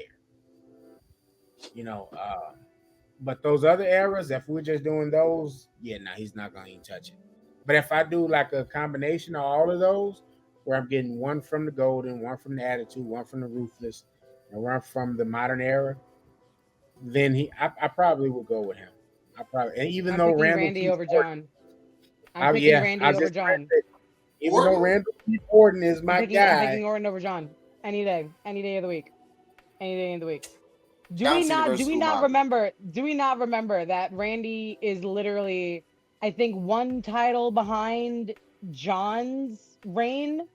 John just broke out of being tied with Randy for amount of world championships. Randy's been that dude as well forever. But I think Randy has a better mind for the business, and Randy has better in-ring prowess than John ever did. And that's without his lineage of being Cowboy Bob Orton's son. Like, Randy by himself has always been better on the mic. Randy has better in-ring, just like an in-ring prowess about himself. And Randy is a better in-ring performer than John ever was. John just got the better gimmick. And that wasn't even on purpose. Stephanie found that for him by accident. Come on. Right, did you just say that Randy Orton is better than John Cena on the mic? Randy Orton is better than John Cena on the mic. Okay, hold on one second. He asked. Hold on 1 second. John Felix Cena. John Felix Anthony Cena Jr. Yes.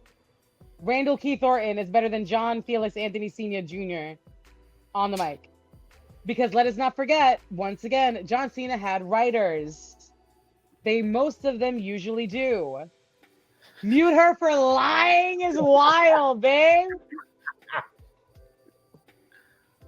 Athletic for lying is wild. In-ring presence, yeah, Cena's not holding the candle to Orton. No. But the mind for the business, I got to get that to John. John's a consummate professional. You know, Cena, Orton had to grow into that. Cena just kind of, they made him the guy. He did what he was supposed to do. He was a consummate professional. You know, nobody's touching him with that wish list He's done the most of those. Oh, Make-A-Wish, the Make-A-Wish kids, yeah. And Make-A-Wish kids, like, he was what they were. He was what we all thought Hulk Hogan was. That's for sure. He was actually it. Mm-hmm. At least I think John got way more sense than Terry Bollea to ever say what he said on on camera or recorded nothing. Kind of rap nothing. But I would have to give those things to John. But that Orton was supposed to be what Orton was. Like the lineage alone, like that's what he was. He was personification of. And he superseded his father. Like, so. What? Okay. All right. I'm sorry. Not to be an asshole. What is Randy Orton's best matches? Just three. Top three. For me, you could pick. He had great feud with Cena. Randy Orton and Foley was a really good one. Oh, Randy Orton has era. Randy Orton has openly said that Foley is the person that changed his life in terms of how he performed in his career after that match with Foley. Okay. So he's had multiple good matches with Cena. He's had multiple good matches with Foley. Even that best match of what was it called? Best match of all time with him and Edge was really well done. Ran longer than it needed to, but I thought that match was great. Yeah. Agreed. Okay. Phil, what you got, man? Before I start ranting, what you got, guys? As far as Randy's best, one of Randy's best matches. Like, do you think is it Orton or Cena for you as the GOAT? Oh my God! Or is it even Orton? Is it even Orton? I mean, because those are like two of my favorites. It's really hard for me to pick between the two. If I had to pick, it would probably be Cena.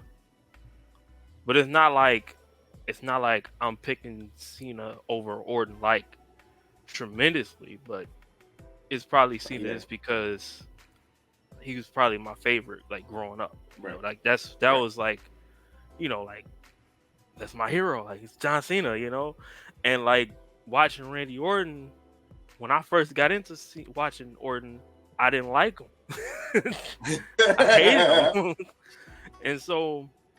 But as I got older, I was like, man, like that's when I started to like. I really started to like Randy Orton as I got older. Mm-hmm. But I would probably still go with Cena though. All right. First off, John Cena is fucking a beast on the ring. He's a killer. He's a killer. He's a killer. On the mic, he's had so many. Shout out to he's had. I call her Cena baby. Right, she wouldn't let go. I told her that was not a diss. I said that was the go of their era. Like that's who they grew up watching. Phil literally just said he grew up watching John Cena. Like, so I get that. Like for me, my hero was Bret Hart. Like that's who I admired when I very first really started watching wrestling, and I continued to watch it. It was Bret Hart and Shawn Michaels. But we all have flaws more than everybody. We all have flaws, Logan. It's okay. We all have flaws. It's not a flaw. Look, Joe, don't do that. Look, no. Bleach Report said Bret Hart was the number one wrestler of all time. Okay, bro. I'm kidding. Bottom wasn't even 2. He wasn't top 2. Hey, bro. Logan, I'm gonna stop you right there. But before it goes back to Joe, Logan, I'm gonna just remind you of something I told you before because I know how you feel about Shawn. WWE did a series where wrestlers voted on the top 100 wrestlers according to wrestlers. Shawn Michaels was at the top of that list. Shawn Michaels is your favorite wrestler's favorite wrestler. Bret Hart wasn't number 2 on that list. Bret Hart was 5. Undertaker beat out Bret Hart from other wrestlers voting on the top 100 wrestlers. Shawn Michaels is at the top of that list from his peers. He's a It's Roman always going to be Reigns. Shawn. I He's a love Roman Shawn. Reigns fan. Just And Roman not- Reigns' favorite wrestler is Bret Hart. Who? Me? You are a Roman Reigns fan. And That's how fine. convenient that Bret Hart is his favorite wrestler too. Look at huh? Hey, look. Look at how it all puts it together. Tribal chiefs think alike. Listen to me Oh, right Lord. now. Listen to me right now. Say words. Say words Cena. right now. Cena on the mic was he found something that put his character in the mix, and he found something because at first it wasn't looking good. Randy Orton has always had a gift of just being great in ring. Personality wise and business wise, Orton was more gifted. But when I look at Orton's matches with like Christian and Foley, some of the CM Punk matches, also some of the matches that he had further down the line with AJ Styles. He's great. But John Cena, and I'm sorry for saying this, guys, John Cena was terrible. Like he was his character was bad. He was fluky in the ring. Then all of a sudden he got a little confident, built up his character, started doing certain things. The match that he had with Umaga always sticks out for me because that match showed me who John Cena was. That was an amazing match. The match where it's like he evolved and they let him wrestle for a little bit with Kevin Owens twice, AJ Styles twice. So Seth Rollins matches. You can pick either one of those matches. Great matches. For me, for what the era calls for and what the narrative of this actual argument is based off of, is John Cena on my GOAT list? No, because he'll never beat out Macho Man Randy Savage. He'll never beat out TNA AJ Styles ever. He'll never compete with TNA AJ Styles ever. He will never, ever, ever be able to compete with Shawn Michaels in any shape, fashion, or form. Shawn Michaels is so cold. He is so cold. And even hot. Vader messed up the spot too far across the elbow drop. Shawn Michaels dropped clear across the ring, put down, dunked on his head, rolled his ass back over. Different animal, bro. Cold up. Hurt.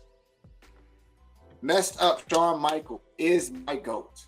There is nobody that was doing what Shawn was doing in the 90s with far less, with little to none, than that man. I'm not saying he'll compete with that, all right? And if I go further down the modern line, Kevin Steen, like Ring of Honor Kevin Steen, John Cena don't come close, baby. He don't come close. It's not even close. But the fact John Cena was good for what he was at the time. John Cena was needed at that time. Yeah. But in comparison to like even some of the people that we have right now, like Finn Balor is gonna go down as one of the greats. I have that in my, I know it in my bone marrow. John John wouldn't be able to touch Finn if they were both in like New Japan, NXT, whatever. Like if they were both in the same timeline, John wouldn't be able to touch Finn if Finn was Finn. Not who he is right now. If he was Prince Devitt, if he was Fergal Devitt, John wouldn't be able to touch him. It's a wrap. No. But John was needed for what he was at that time.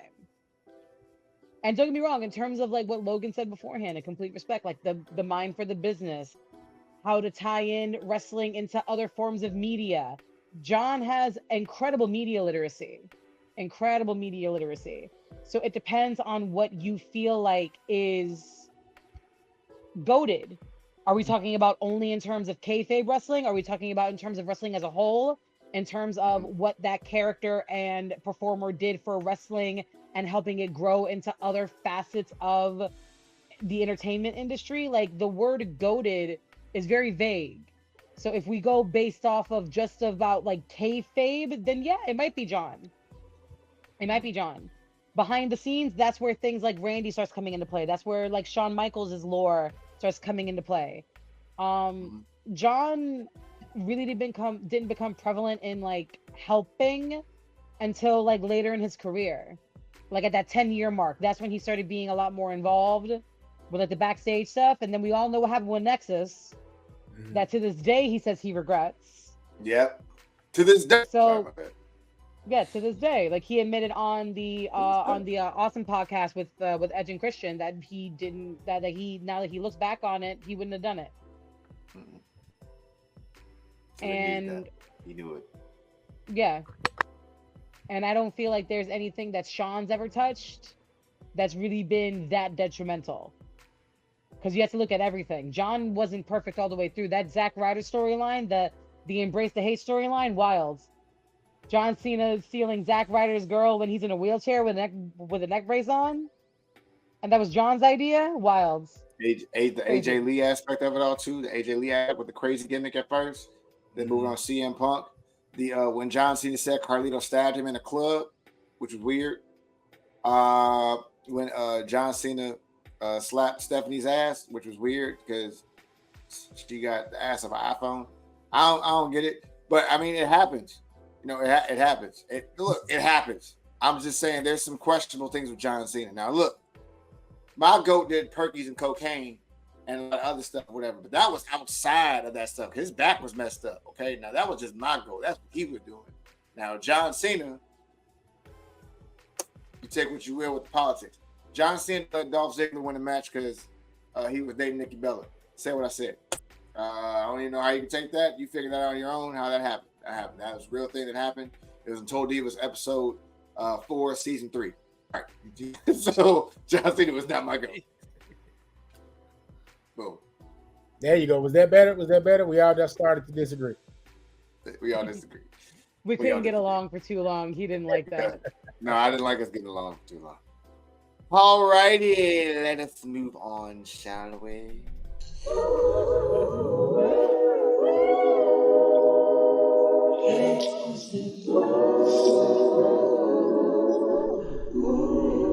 Acknowledge your WCW.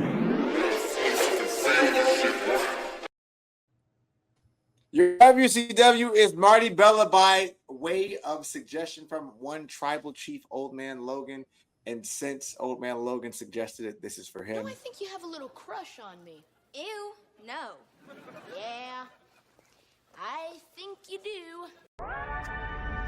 Hey, beautiful, beautiful, beautiful, beautiful. Hey, there goes my baby.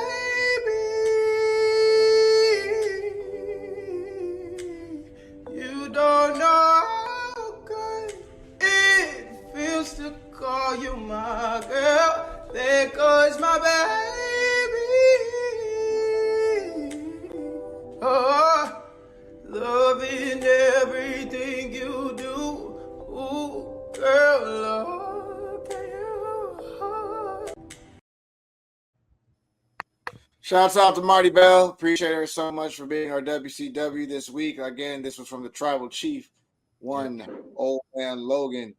Marty, who was also in, I believe, TNA, with tagging with, I forgot what her name is, but she was a tag team champion. She's also on the indie circuit as well, and talented wrestler, Dominicana, as it is said before. Tribal Chief, do you have anything you would like to say to one Marty Bell in case she is watching from a distance? No, nothing to say. But what I will say is insert here where our wise man would say something about drinking somebody's cinnamon toast crunch milk. Yeah, and that's weird stuff. Yeah, put there that you in go. there. You know, something about bath water and all that goodness that you would normally get from our wise man that would normally live within this space. And insert some weird freaky deaky thing that no one really thought of that he did that he kind of wants people to agree with to feel safe, that type of shit. So this would be that. This would be it right here. This little segment here. But I just wanted to, we had some women, some very nice, attractive women that were WCWs, but they were cosplayers. I wanted to get it back to the wrestlers. You know what I'm saying? So I came across her, got a gander at her, and I said, "Hey, look, Joe, this is next week's WCW." I appreciate that. He said it was official. Yeah, and hold on one second. Hot take. Hot take.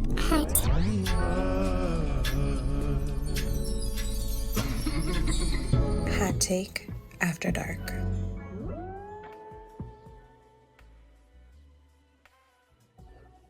Yeah, this is the portion of the show where we would have said Wiseman would have said something like that woman, some she messed up his credit, changed religions, something extreme to the sort where it's almost uncomfortable.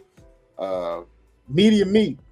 Medium meat, a lot of medium meat, a lot of comparing himself to remotes, sausages, lot of medium meat. a lot of medium meat. Really stuff.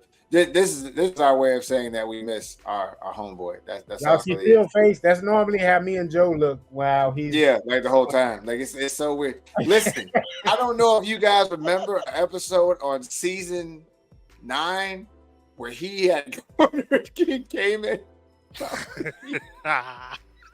legendary episode. King came in and still King came in and still traumatized that episode to this day. I honestly thought King came and froze. Like I thought his like camera froze the way he was just sitting there looking at the camera. His face was like, and he was just kind of like stuck. It was like Phil, our wise man, like cornered him at a party, like but he was drunk. Talking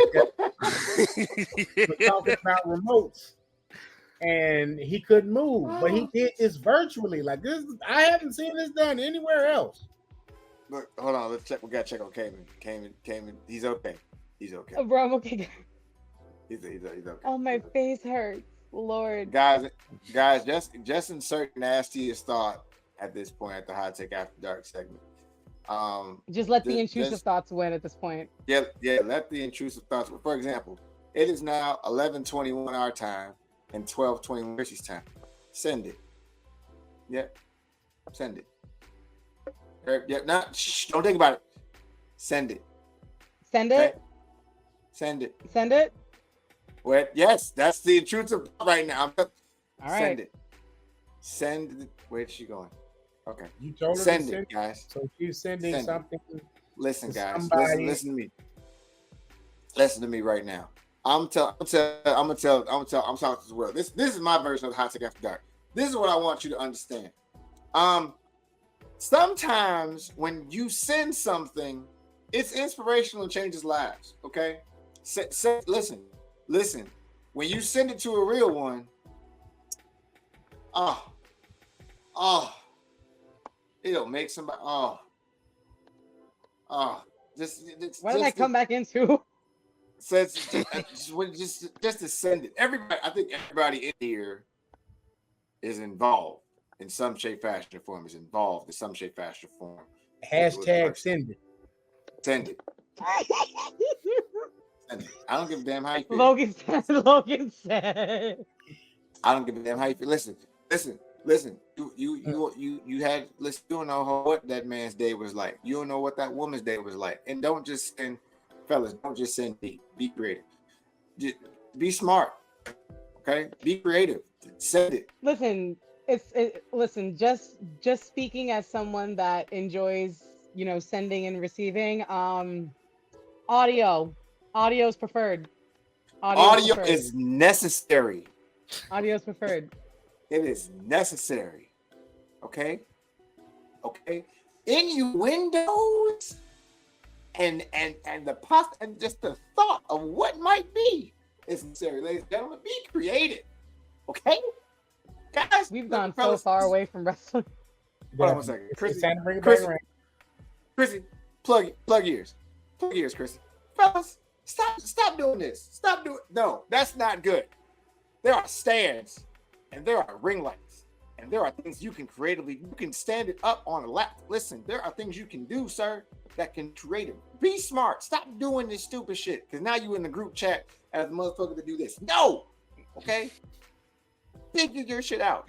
Listen, if you don't get nothing from this podcast, don't send that stupid shit. Send it. Listen, there's a lady on Instagram right now that'll show you how to do it, no matter what size you are. If they made it this far, and this is what they take away from it. I was gonna say, yeah, no, I think it's way more for them to take away from that than that show. Send it. No, I'm sick of this shit. I'm sick of it. Send it. I'm sick because we look bad as listen. These women are ruthless in these group chats, destroying men for doing bad angles, bad picture quality, and lying about such. Do better, bro. I believe in. Look at me. Yeah. Also, y'all like listen. Like, I know that a lot of us haven't used like rudimentary math in like a minute, but like we know the difference. We know what 5 inches looks like. Be honest. Just send it. We can tell. Surprise. Medium meats.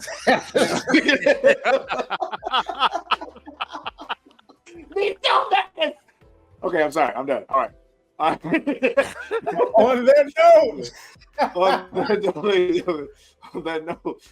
note, you see how he's ruined this? We were having such a nice time. Follow us on Hot Take Wrestling on all platforms. X on Wrestling Take, Hot Take Wrestling Podcast on Twitch, NMG TV Network on the YouTubes. These are the contributors to the podcast. Myself, Old Man Logan, Ill, No Chill with Phil, the other KG. The voiceovers at J Lazard, at @low_. Thank you to Chrissy Tina for stopping by on the podcast. We appreciate her. She is literally family. She's always welcome to stop by. Also, our young bull over here, Phil the Goat. This is a great photo, by the way, man. I appreciate you letting me use that website. Great hashtag too. Goated forever. Yep. Goated forever because he's goat. Discord with She Talks Wrestling, who is also family and a big part of what we do here at the Hot Take Wrestling Podcast. I do want to let you guys know that from this year on, we are going to be broadcasting AEW reviews on the Discord channel. So if you want to be a part of that Discord channel, I strongly advise you to reach out to One She Talks Wrestling and also ourselves at Hot Take Wrestling for that link. That way you don't miss out on any other AEW pay-per-views. With that being said, ladies and gentlemen, Phil, please give us your outro. All right. I appreciate being on the show. Again, I go by Phil the Goat 23 on Instagram. I am also known as Mr. She. Oh, he froze. He's known as Mr. She Talks. There you go. Okay. Yeah. Follow She Talks Wrestling on all platforms. That's Mr. She Talks Wrestling. They are a unit. Okay. All right. Chris, if you could please give us your outro, please. Thank you guys so much once again for having me on. It is a blast whenever I'm with y'all. So from the bottom of my heart, I love y'all so much. You guys know that. I really hope y'all do.